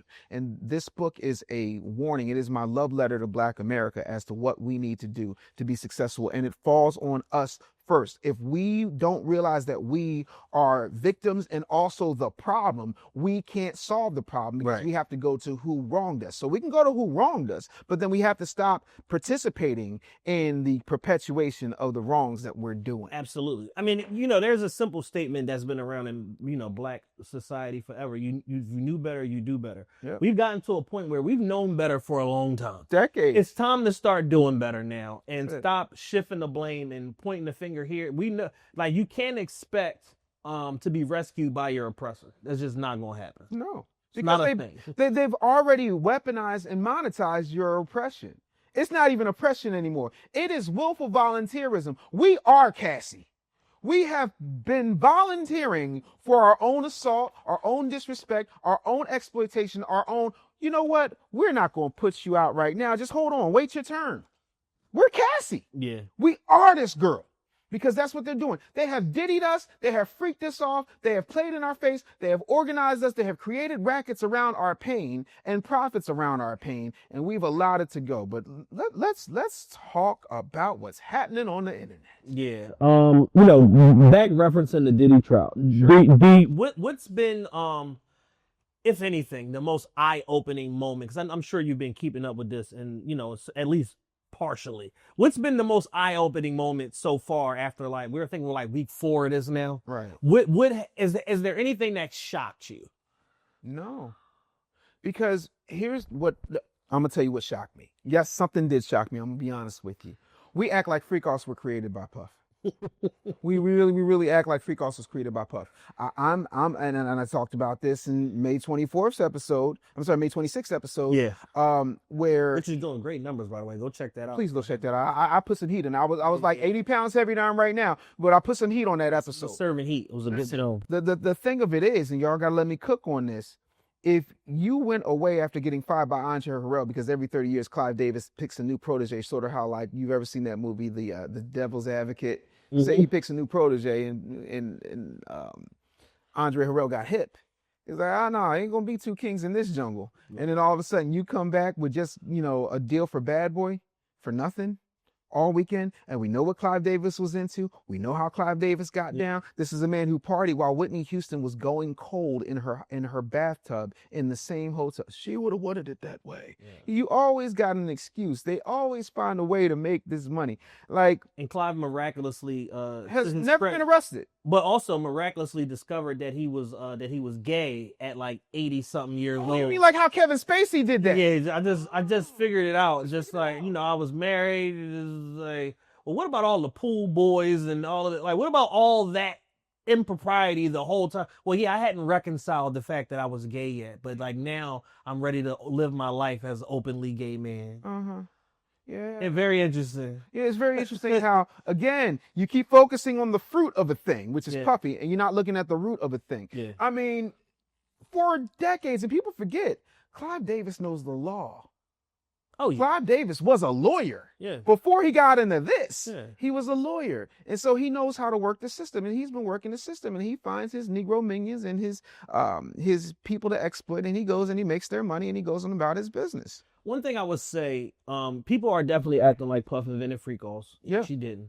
However, the counterpoint to that would be him and Shannon Sharp both have to realize that, like, you're broaching new territory. This ain't the environment. When you're broaching new territory, when you talk about black freak shit, like black people as a monolith, we have limitations to our freak shit, at least what we discuss in the public purview. Correct. Because we're conservative people, we church-going people. Mm-hmm.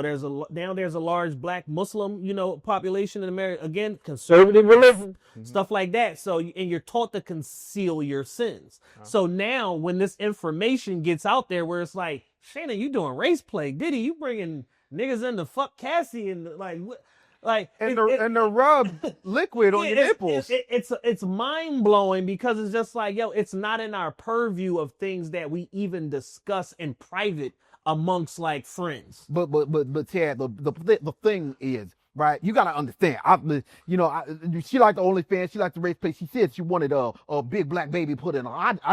Listen, I would just throw that miles in that gap, bro. Even if you're single, that it ain't nah. And you gotta NDA that up so much to where if she thinks about exposing you, she gets a headache. Yes. Because of the punitive nature of the punishment that will happen to her for doing that. Yes. But you also gotta realize that, and this is a point that I keep driving home for people. About the crime. You can't protect a crime with an NDA. This doesn't work. Once a crime happens, it's out the window. You break the covenant of the NDA. Correct. That shit is out the window. So don't do nothing that's leading you down the path to where it's interpreted, crime or not, where it can be interpreted as a crime. Did you break the law here? That's it. Bruh. Because here's the thing. Whenever something bad happens, they come after the Negroes first. Yes. Because I'm sorry, I worked for NBC Universal. I know for a fact you can't get a paperclip past security. So you have to explain to me how Matt Lauer had a Dr. Evil, James Bond villain, trap door type of situation that turn down the light. He had a whole fucking construction crew in there. It closed and locked the doors, drew the blinds like, bruh. This is my construction crew from Paraguay. They just making some upgrades for my office. Mr. Larry, you think senors después? Bruh. Yeah, don't mind them. They're gonna be working early and late. Don't worry. I'm Matt Lauer. It's good. This is Today on NBC. Why do you need a bolt lock on your door, man? Why are you asking questions of Matt Lauer right now? Have you lost your? You know who I am? I'm the anchor of America. Like, America's anchor. I'm America's anchor, bro. Do you not see my place in the Hamptons, sir? What's wrong with you? Bust your ass back down to the mail room. Your ass will be lucky if you can get in a position in the mailroom in Sheboygan right now. You're not getting an NBC affiliate in Jacksonville, North Carolina messing with me. Bruh. But yeah, so their problem is a dual problem. Yes. And because of that, they have similar type of problems because they just didn't realize like, yo, certain shit is just going to shock and awe people so much. It's going to be hard to give you the benefit of the doubt. Yeah. And then when you get into Shannon shit, and then it's like, oh yeah, he choked the chick here. He choked the chick here. I'm just like, oh, you're a serial choker. He likes to choke. You like to choke. You like to choke a bitch. Like, is Wayne Brady going to have to choke a bitch? No, but said is there, so we'll do it. I'm going to do it. But bro, my whole thing, even with the Shannon situation, Shannon Sharp was doing all this, and it wasn't a problem until that Cat Williams interview. Yeah. Then it was up on him, bro. He opened the fucking vortex. Bro, listen. What did Tony Stark say? You go messing with time has a tendency to mess back. That's it. That's it, and that's all. It's very straightforward. It's real straightforward. Man, I'm sitting my black ass home. Listen, no. Tory Lanez. Oh boy. Tory, did we talk about Tory before? Yeah, we talked about Tory before. Uh-huh. And I have conflicting thoughts on Tory. Sure, tell me. I don't necessarily think that he but I do think that he also didn't do himself any favors either. No. And anytime you with your girl and your side girl, and then you go to another girl that you're interested in the house, and then one of your girls shoot your other, that's a bad night. And you got to distance yourself as far from that as possible, because off the gun bus, no pun intended, we know the driver didn't do it. Yep. We know Megan didn't do it. Right. That only leaves you and one other person that are possible suspects. Kelsey, correct. Kelsey, that could have possibly fucking done this. Right. So at that point, I don't know that that's the time to take the no snitching badge with you somewhere. I don't know if that's the moment where, in one of the most punitive penal systems in America, 97% California, conviction rate. In the state of California, I don't know that was the time when one of your hoes shoot your other hoe. I don't know that that's the time to be like, I ain't telling no, I ain't saying. I don't know that that's the right time to pull that card out. I'm not trying to be funny when I say this. I need you to understand where I'm coming from. I don't think real niggas should be tiny. I just...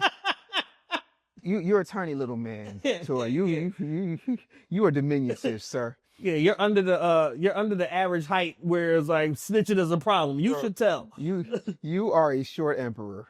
And at the end of the day, I'm not going to jail for you hoes. That's the other part. I'm not. I think Megan Thee Stallion is phenomenal. I ain't gonna hold you. Kelsey's okay, but Megan Thee Stallion, I get it. I'm not gonna judge. I'm not doing a dime for that. Nah, I'm not. Nah. I would do like on a DUI tip. I would do 8 weekends in jail for the chance to be with Megan Thee Stallion. I can see that. Listen, I love my wife more than anything. More than I think my wife's the most beautiful woman in the world. Going to prison? Listen, homie, I have worked really hard to get my breasts to a point where they're nowhere near as supple. I'm down to like an A cup. You understand what I'm saying to you? Like when this skit gets cut off, it's over for y'all. No. Immediately no. Full stop. The other part of that is there's the evidence that has been out. There's a website called 36hours.com, I believe. And this woman from Florida has now gotten involved in it. Yes, she did. It's political now. It's political now. But you know what? Again, I'm glad that it is, because if you're not going to save you from, if you're not going to save yourself, we got to save you from your own stupidity and your stupid. Like, I'm snitching. Good friend of mine named Troy Terrain, you might know him as Star from Star and Buckwild. He said, I'm with the cops. Okay? Listen, you ain't got to give me no Wendy's. You ain't got to give me no fried chicken dinner. You ain't got to I have seen enough First 48 to let you know, hey, dog, I'm not the person you do crime with. Yeah. The reason my company is called The Business Bully and we have 300 employees is because the buck stops with me, partner. Nah, I'm snitching. Yeah. This dude gave everybody all of the ammunition they need to get rid of their Tory Lanez problem. And Tory Lanez was a problem because he disrupted 3 industries. Yeah. He disrupted art, he disrupted digital, and he disrupted music. All at the same damn time. And then when you see the footage of Megan stepping out onto glass and then telling the cop at the scene on the side of the curb that she was not shot, then telling the cop who did the intake at the hospital that she was not shot. Yeah. Bruh. Then they tested Tory Lanez. He had basically the amount of DNA that was of his DNA that was on the gun is like pulling one blade of grass out of Lincoln Financial Field. They didn't test anybody else for GSR. They didn't. Where's Omar? Have you talked to Dr. Umar? You don't find that suspicious? I talked to him like a week ago. You don't find that suspicious? You don't find that suspicious? Yeah. It's very suspicious. But yeah, bro, I'm not doing no dime for listen. But again, you know, it's hard to feel sick for me as a man. You got to stand what you do in life, in all arenas. In all arenas. If you don't do yourself any favors, it's hard for me to turn around and feel bad for you when you get convicted. When the railroading was very evident, it was once your attorney, your first, like there's a clear pattern of cases where it's like, yo, when the first attorney quits, that's not a good sign. Tory Lanez first attorney, Sean Hawley quit. Diddy's first attorney quit. Like that's not a good outcome usually on the bearing of your case. You getting got, bro. Then the other part of that is Tory Lanez's daddy, who somehow has a part in a ball head. I got a ball head with a part. I don't understand how. Bro, it defies it. Jay-Z, you're good. He sounded like Diamond Dallas Page on a coke bench. And I'm not saying DDP ever did coke, because I don't think he did. And by the way, his yoga's phenomenal. But Jay-Z, you're going down. I'm sorry. Are you doing WrestleMania right now? Yes, I am.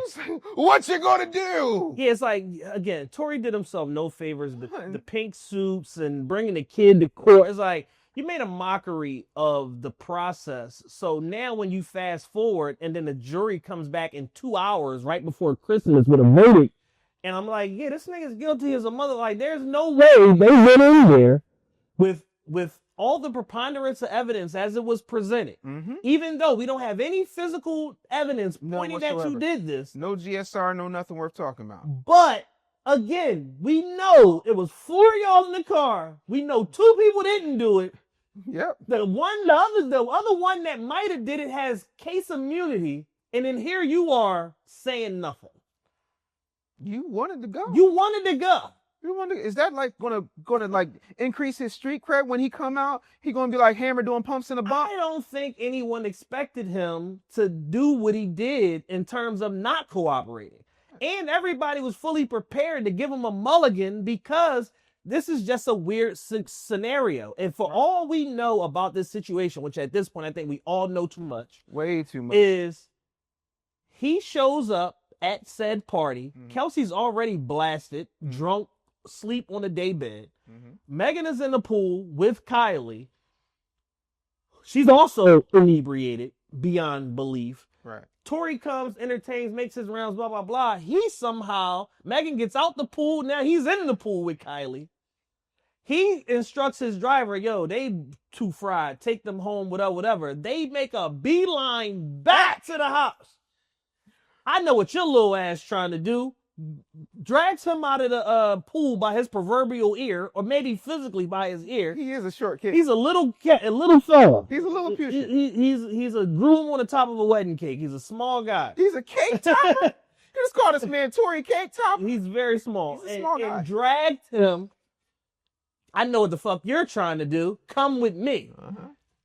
The National Guard wouldn't have got me in the car with those women that night. And that's considering how down bad they were.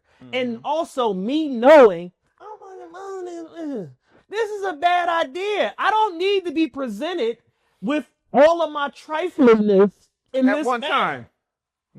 With a 6-foot drunk chick, and the other one is just don't know what's going on. Like, this is bad.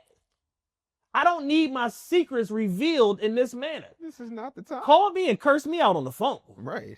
I'm taking a jet. Yeah, I'm out of here. I'm out. Bro, I'm going to tell you, know who's the smartest person in this whole situation? Oh, the bodyguard, the driver? Russell Simmons. Yeah. He went to a non-extradition country And built a hotel. and doing a whole lot of yoga. He doing all types of downward dogs and child poses and chilling his ass off.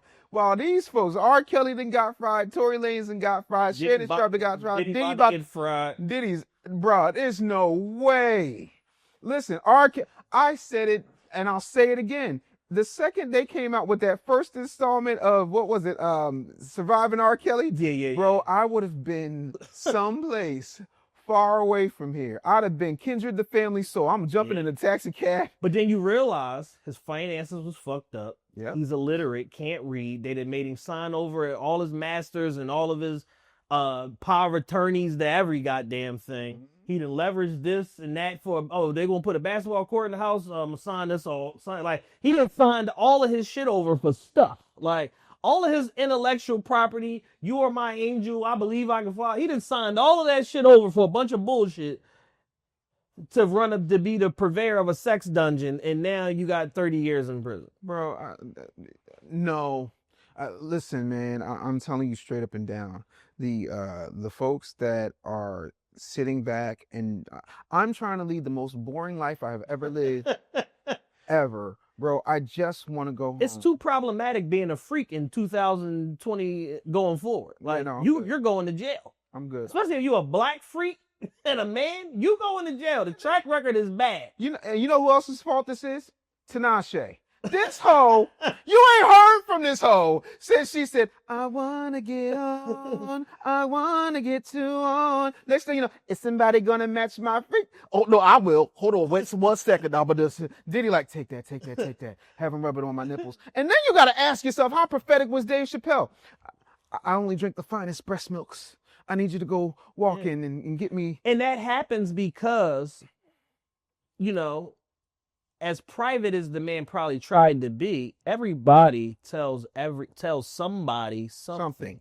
Especially when it's sensational. And you know what they say? Yo, don't tell them but. And then, but one person tell two people tell 5 people tell more people. Yeah. So I'm sure that skit is a quick little, that's a chin check just to let you know, I know what you on, nigga. Right. Stay your freak ass over there. Right. Stay back, nigga. That's it. I know. Right. I'm not guessing. I know you're a freak. Yeah. And then when you look at, and I've said this before, when you look at his track record, he ain't that damn hot. I'm sorry. You've had 38 acts. Come on, man. We all know the 5 Mace, Carl Thomas, Total, Faith, Biggie. I'll spot you 112. Can't even give you credit for Lil' Kim because that was Biggie and Un. Biggie and Un, because Biggie was trying to lead. Yeah. So, again, did I say Total? I think Total's in there. Yeah, Total's in there. Yeah. So, again, bro, Donnie Klang, Fuzz Bubble, Chopper Young City. He gave Sherry Dennis the first ever R&B digital release, and Sherry Dennis is off doing radio in like Columbus, Ohio, and that album was hitting. Yes, it was, and it was a very well written, well produced album. It was very, very good. But he takes a toy, he plays with it, then he sets it down. Yeah, Carl Thomas was killing, bro. He was killing. yeah. No, you didn't want that. Cuz probably wanted to get some of that butt. You got going for it. All right, going on the shelf, buddy. And again, then you look at why the locks left. Yeah. Come on, man. Because there's a demonic spirit over there. And it's like, people, that are, are God-fearing and, and rooted in family are not signing up to be a part of that shit for an extended period of time. Right. And that's the thing, bro. Like, we got to look at not only the agents, but we also got to look at the handlers. For sure. Yes, indeed. I ain't going to prison. I'm taking my kid to karate. The most surprising shit about the whole 36 Hours saga, because that's the website with the story shit and all of that, is they haven't actually filed any new appeals or court paperwork. They just yapping on the internet for sympathy in order to try to bully Gavin Newsom into pardoning him. I'm sorry. Unseasoned McConaughey ain't going to do a damn thing. Because, again, just like Wes Moore, he wants to be president. Yes. He not helping no Negro do nothing. No crazy midget nigga from Canada. Bro, these Democrats, these white Democrats, bro, listen. Look, my man, Maj Touré, he says the best media is the most effective devil in America. Yes, indeed. Bro, they keep telling you what they going to do. Hell, LBJ said, I'm going to sign your nigga bill. And guess what? I'm going to have these niggas voting Democrat for the next 200 years. And so it was so. We only got 140 years left. Where's Buster? There's only 140 years left. Yo, let me ask you something. Yeah. Do you find it suspicious that last year was the 60th anniversary of the Civil Rights Act of 1964 and nobody in any form of government said or did shit about it? Like, there was no celebration. There was no, like, little ticker tape parade. Like, they didn't do shit. They didn't even acknowledge it. Bro, why would you want to remind people of the things that you promised them, that you reneged on, that you diluted? See, there's dilution, there's distraction, there's destruction, there's disruption. So the dilution was the Civil Rights Act, right? Because it became about, Dick Gregory told me this to my face. He said, boy, listen to me. Huh? Listen. No. Listen. And he had this brown briefcase and he's like, look, you see this right here?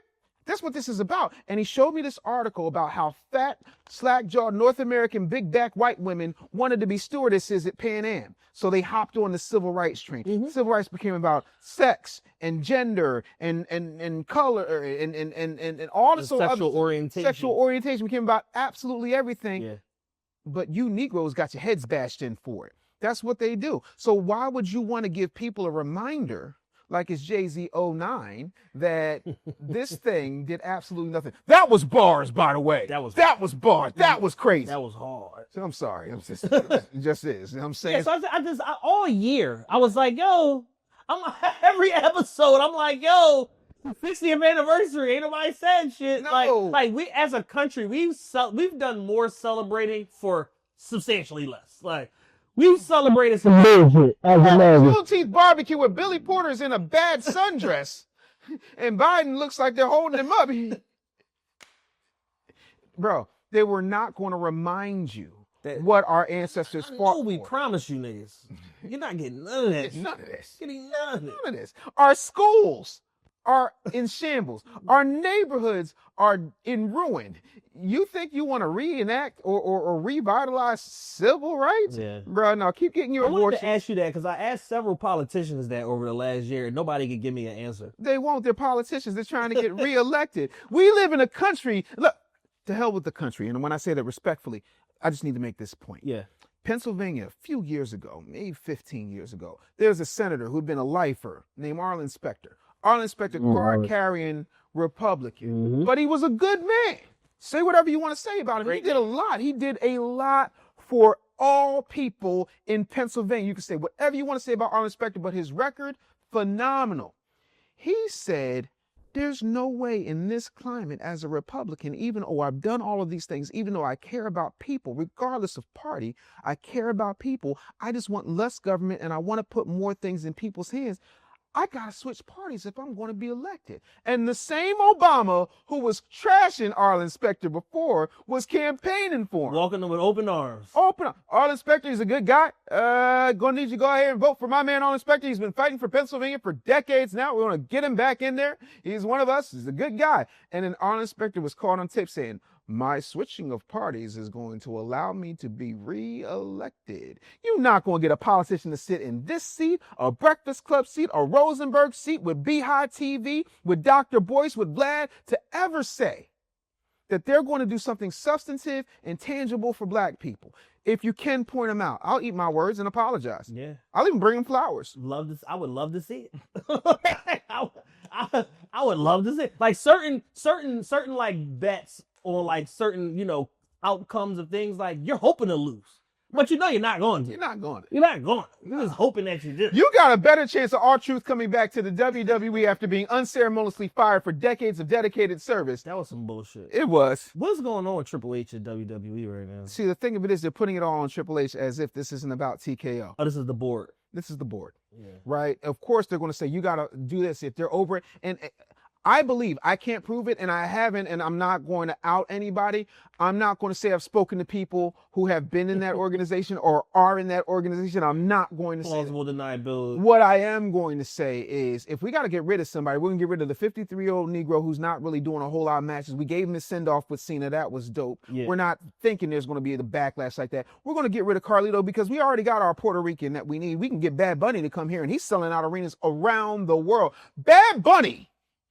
If you want to pay attention to how to move money, Bad Bunny is the model you Negroes need to start following. No diss to Tip, but Bad Bunny. I've been telling everybody since 2022 that Bad Bunny has the entire world in a chokehold. Yes.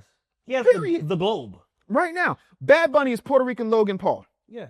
But what's happening right now is TKO is telling Triple H, you got to do, allegedly, you got to do this, you got to get rid of this person if they're not that old. We also got to make room for the fact that we just bought AAA. We got this partnership with TNA. We got to stick it to Tony Khan. We got to do all these things. Plus, we got $40,000 ringside packages to sell. Bro, I am a diehard, former pro wrestler. I am a diehard WWE fan. I have sat down with Ted DiBiase. I have the $1 Million Championship. Yeah. I, believe in fighting recidivism just like Ted DiBiase does. We're both, followers of Christ.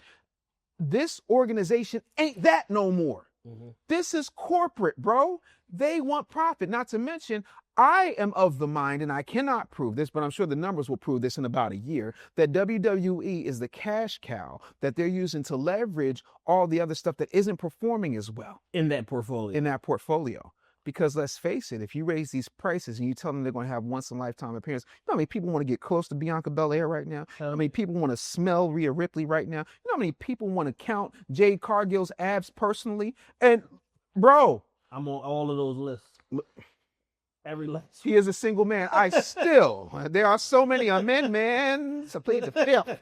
But what they did to R-Truth was not realize how beloved this man is. This man moves like he's 28 and he's 53. Because that's what happens when you start having board members make like cultural making decisions for cost-cutting purposes that have a cultural implication to the fabric of the company in the locker room, and everything goes haywire. Now they're like, "Oh fuck, what do we do?" We want to solidify our place in Japan, so we'll put this title on Io Sky, even though everybody loves Rhea Ripley and Bianca Belair. We want to make sure that we get all this luchador money we can, so we'll just absorb AAA. We'll keep whoring out Rey Mysterio, and then we'll bring in we'll bring in Pizza. Mm-hmm. You know what I'm saying? Like, they're doing absolutely everything that makes sense on paper, but it's pissing off the fans. They are shouting louder about "we want truth" than they are when CM Punk was going for 10 years. Yeah. And the thing of it is, there are people now calling this man Triple K because of what he's doing to black wrestlers specifically. Yes. MVP was talking about this. Yeah. Elijah Burke has talked about this. There are people who have said,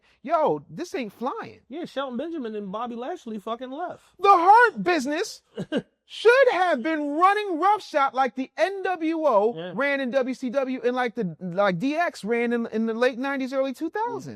But again, it's about profit over people. And say what you want about Vince McMahon, and now you want to talk about freak offs.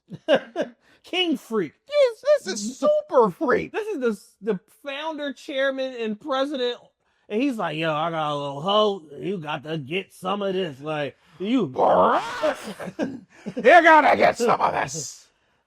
But, bro, Vince McMahon, everybody, Mark Henry has said it, Dave LaGreca has said it, Bubba Ray Dudley has said it, every single wrestler has said that there is no universe at all where there's an R-Truth, and Vince McMahon would have fired him. Titus O'Neil, who's dope, who does so much for kids, who does so much as an ambassador, does so much for breast cancer. He has been in an ambassador role. As much as people love bro, I met R-Truth. I do not get starstruck, bro. I have sat down with Aaliyah. I have talked to Erykah Badu. I have met Prince and sat at the piano while he's talking about how pissed off he was. I was never starstruck. I saw R-Truth. I turned into a 19-year-old kid. He is so beloved. Yeah. You couldn't find an ambassador position for that man? Yeah, that's crazy. You couldn't find a producer position for that man? If you want to have phenomenal talent, what he did for Chelsea Green alone, Chelsea Green said, R-Truth walked so that I could run. Right. Because she's the new she's the new R-Truth. Yeah. That's like Bianca Belair not giving any praise to Bayley or John Cena for being the face of the company when it comes to dealing with these kids. Mm-hmm. That's like saying that what Main Event Jey Uso is doing, and they're booking him horribly, does not have any credence or lend any credence to what The Rock pulled off, what Roman pulled off, what Cena pulled off. Like, he's doing something that is empowering and enamoring kids. And then you got to give him, you got to make sure that he's also giving the flowers to Shad Jaspar and JTG for, you know, what they pulled off with Crown Time, because Jay's borrowed from all of that. Yeah. Everybody who is brown or female and American in that company, you won't notice. And if you're not on TV, you're part of a major storyline, you're not even safe. You are real cooked. And Carlito was carrying the Judgment Day. He was, because listen, I love Dom. I think Dom is dope. But Dom is a monster heel. What they should have done is made R-Truth, capital punishment R-Truth, and bring back Little Jimmy and said John Cena's going to get got. And literally, like, I love where they went with it, but they should have went full tilt on that, man. But when he came out as Ron Cena, bro, I lost it. Yo, here's what Ron Cena Saturday Night Main Event. Bro, when he came out to John Cena's theme song and was doing his movesets, not on my bingo card. And for me, man, I think that we have to understand that this is going to be a reckoning. I said in a 2014 article on WrestlingNews.co, you can go look this up, that the Divas division needs an overhaul. You can't tell me they didn't look at that dirt sheet, because everything I said they should do, they should do. Right. And that's right around the time that AJ Lee left. That's right around the time when all of a sudden you start seeing this women's evolution, and it's coming again. They're doing Natalya Neidhart dirty. Yeah. They are. Because she put on a clinic at the 2300 Arena just a few weeks ago. She put on a clinic, bro. It was standing room only. Mickie James is not in the Hall of Fame. I'm not saying it's because she's native. I'm not saying they're not giving her flowers. Right. But if you put Trish Stratus and Lita in the Hall of Fame, what she did for heels and wrestlers who acted like they want to with the ladies, her level of sex appeal and ring awareness and skill set, second, who's messing with her in that era? Other than the people who are already in the Hall of Fame. Right. Yeah, nobody. Why isn't she in the Hall of Fame? Her husband is the GM of SmackDown. Why isn't Mickie James in the Hall of Fame? Right. You know what I'm saying? Why is it that Michelle McCool is in the Hall of Fame, but Layla L, black champion, not in the Hall of Fame? Yeah. And had to be a co-champion. Right. Big E, you know, like, come on, man. Like, there's something going on, and it's about the bottom line, and the bottom line is they're trying to be a global product that makes money. It's not about the kids anymore. It's not about a good experience. It's about the social arm and outreach and all that. And did you know, very quietly, while we were paying attention to all the Vince McMahon stuff, as quickly as TKO was public, they privatized. Oh yeah, immediately. Dividend. And then they cut Endeavor out of, like, this is a separate thing. Yeah, son, take this over here. Dad is over here doing. It was real slick. Same way with they completely divested. Absolutely. Do you know you're familiar with Discover Card? Yeah. You know where Discover Card came from? No. Yeah, I was the manager of Sears Credit for the Eastern Seaboard. Oh, they came from Sears Credit? Sears Credit. You could get an American Express before you could get a Sears card. And so they gave something that was a little bit more friendly that offered cash back. And it was the Discover Card. So you could spend that Discover Card in Sears, bro. Yeah, Sears was the standard. That's it. Yeah. And guess what? Sears ain't around. Discover still is. Yeah, and they just merged with Capital One. What's in your wallet? Listen, that's how you build it out. That's how you keep the shell game going. And they're playing a beautiful shell game, but they're letting Triple H hold the bag by himself and letting him take all the fun. Yeah, because if the noise gets loud enough, they just fire him, put somebody else in the position, watch, rinse, and repeat. That's it. Yeah. You trying to tell me The Rock couldn't do that job? Yeah. You trying to tell me Nick Aldis couldn't do that job? You forget Nick Aldis is an NWA champion. He's a hell of an athlete. He understands the boys in the locker room. Yeah. It's nothing. You could get Mick Foley to do that job. Yeah. Triple H ain't Probably for less money. for much less money. And you don't have to deal with the McMahon and their offspring anymore. Yeah, now you kill that whole line off now. Yeah, and I don't want that to happen. I think Yeah. Stephanie's great. I think Hunter's great. But again, they're letting him hold the bag and he's not speaking up. Yeah. And that, I think that's a problem. He's pulling a Tory Lanez on the WWE universe. Yeah. I ain't saying nothing. I ain't snitching. Like, speak up. Bro, you might want to say You something. might want to say something. They're calling you Triple K, bro. Yeah. It's not a good look. They about to flog you at fucking Town Square. You probably should say something. All right, brother. them press conference about this is the largest gate ever. It's not because it's more people. It's because you've raised the You price. raised the price, yeah. Yeah, so no. Same people, higher price. Justice for truth. Last thing. Yes, sir. Have you been keeping up with this Louisiana prison escape and people taking bets on like who's going to win the survivor pool? We got 2 left. There's only 2. There's only 2 left. Didn't one of them go live on Instagram? Recently, yes. I'm pretty sure they reverse engineered his IP address and all of that shit. And they gonna figure out where the fuck this motherfucker is. And while you're paying attention to that, WrestleMania has moved from New Orleans back to Vegas. That quick. Just that quick. They say there's too much going on. No, we got to get about it. Too much We got going to get on out. down this Sound like you ever seen them old crackheads from the like, what's happening, baby? 10 people escaped from prison. Yes.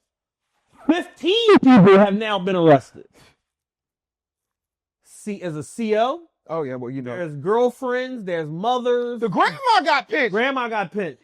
Poor grandma into your bullshit. You sent him to Western Union. Grammy, no. You tell him to go see, you tell him to go to this day to this, and you give it to Rajiv over at the 7-Eleven.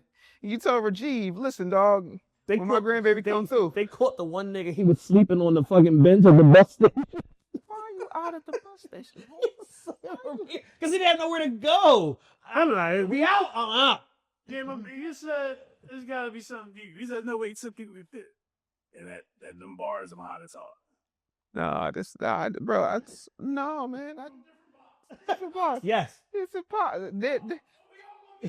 But you know, this goes back to the real black agenda because there was a system in place where they magically made their escape. There's nothing you can't do when you organize. If felons and crooks can figure it out, what the hell is wrong with the people who built this country, bro? Man.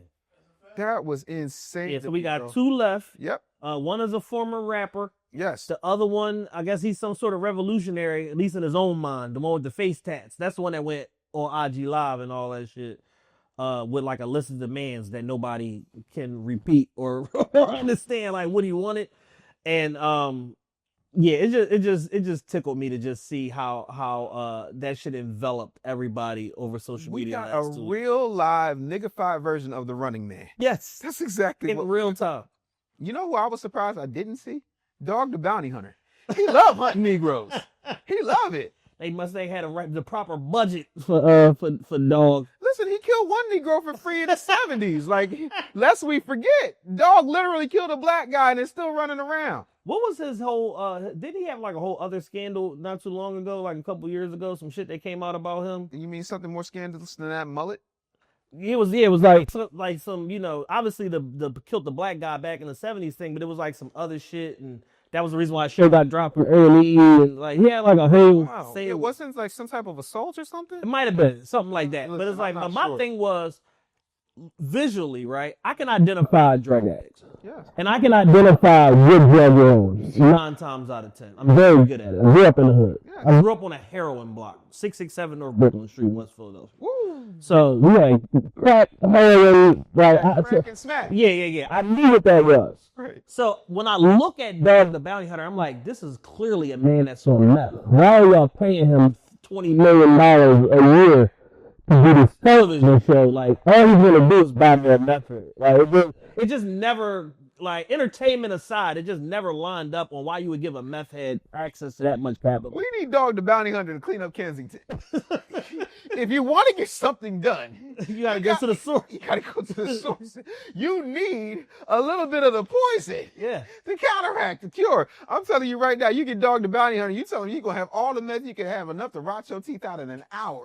Kensington's gonna get cleaned up. Somebody get Sherelle Parker on that right now. We need Dog the Bounty Hunter. Congratulations, Mayor Parker. I just solved your Kensington zombie problem. You're welcome. Yeah, Kensington is a whole. We could do 4 shows on Kensington. I don't want to do it. I'm not going back.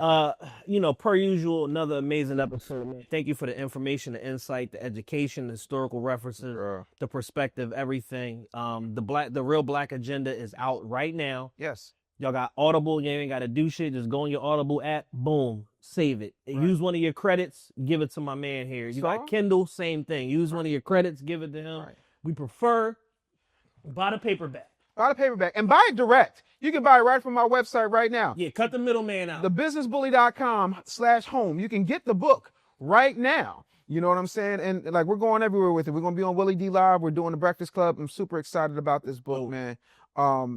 People are really, really responding positively about it. I'm blown away. I am blessed. I am humbled. I am so thankful. I am so sorry I gave you such a mediocre show today, but hopefully somebody will get something out of it. But, one more thing.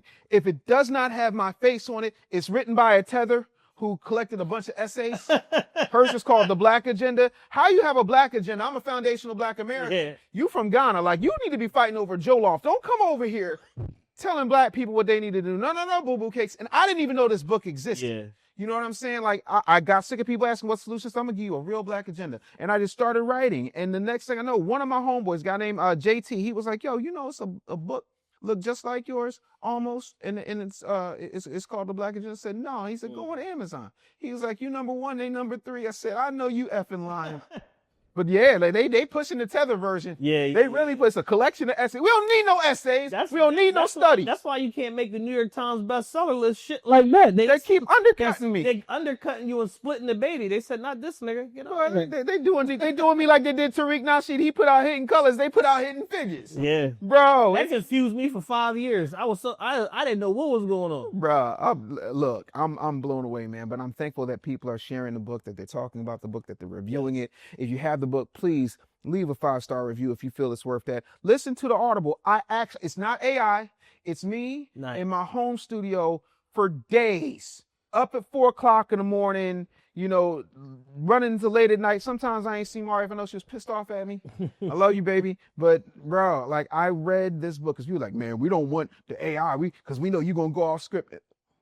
I went off script quite a bit. The Audible is, the audiobook is worth the money. Yes. I promise you, it's worth your credit to listen to what I talk about in the book. And then November 18th, I'm going to make this announcement exclusively on the Realest Podcast ever. November 18th, my next book is already written. It's in the can. It's locked, cocked, and ready to rock. Nice. It is called Weapons of Mass Destruction. They gave you the circus so that you'd miss the war.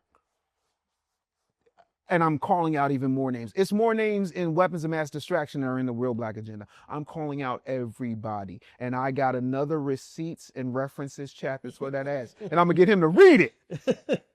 So, man, thank you so much for having me. As always, man, I love you, brother. Thank you. I love you more. Appreciate you, always just, imparting all of your knowledge, your perspective, with the audience, win, lose, or draw, man. We ride together. That's my guy right here. That's right. Y'all see us on social media, posting these clips and all of that. Make sure y'all share these joints. Please share the clips. Subscribe to the YouTube channel. Just search TRPE at this point. Everything comes right up. Yes. Make sure y'all subscribe to I Never Knew TV. Please subscribe. Subscribe to the Business Bully YouTube channel as well, because we're bringing back the podcast. We not waiting for the deals. I gotta show these folks again that I'm not to be played with. So, like, I'm selling these books out the trunk. I'm gonna be selling these podcasts trunks, and I'm giving you unfiltered raw truth. Yes. No better way to end it than that. The Rose Podcast ever. Chad Fain, Dave Anderson. We are out of here.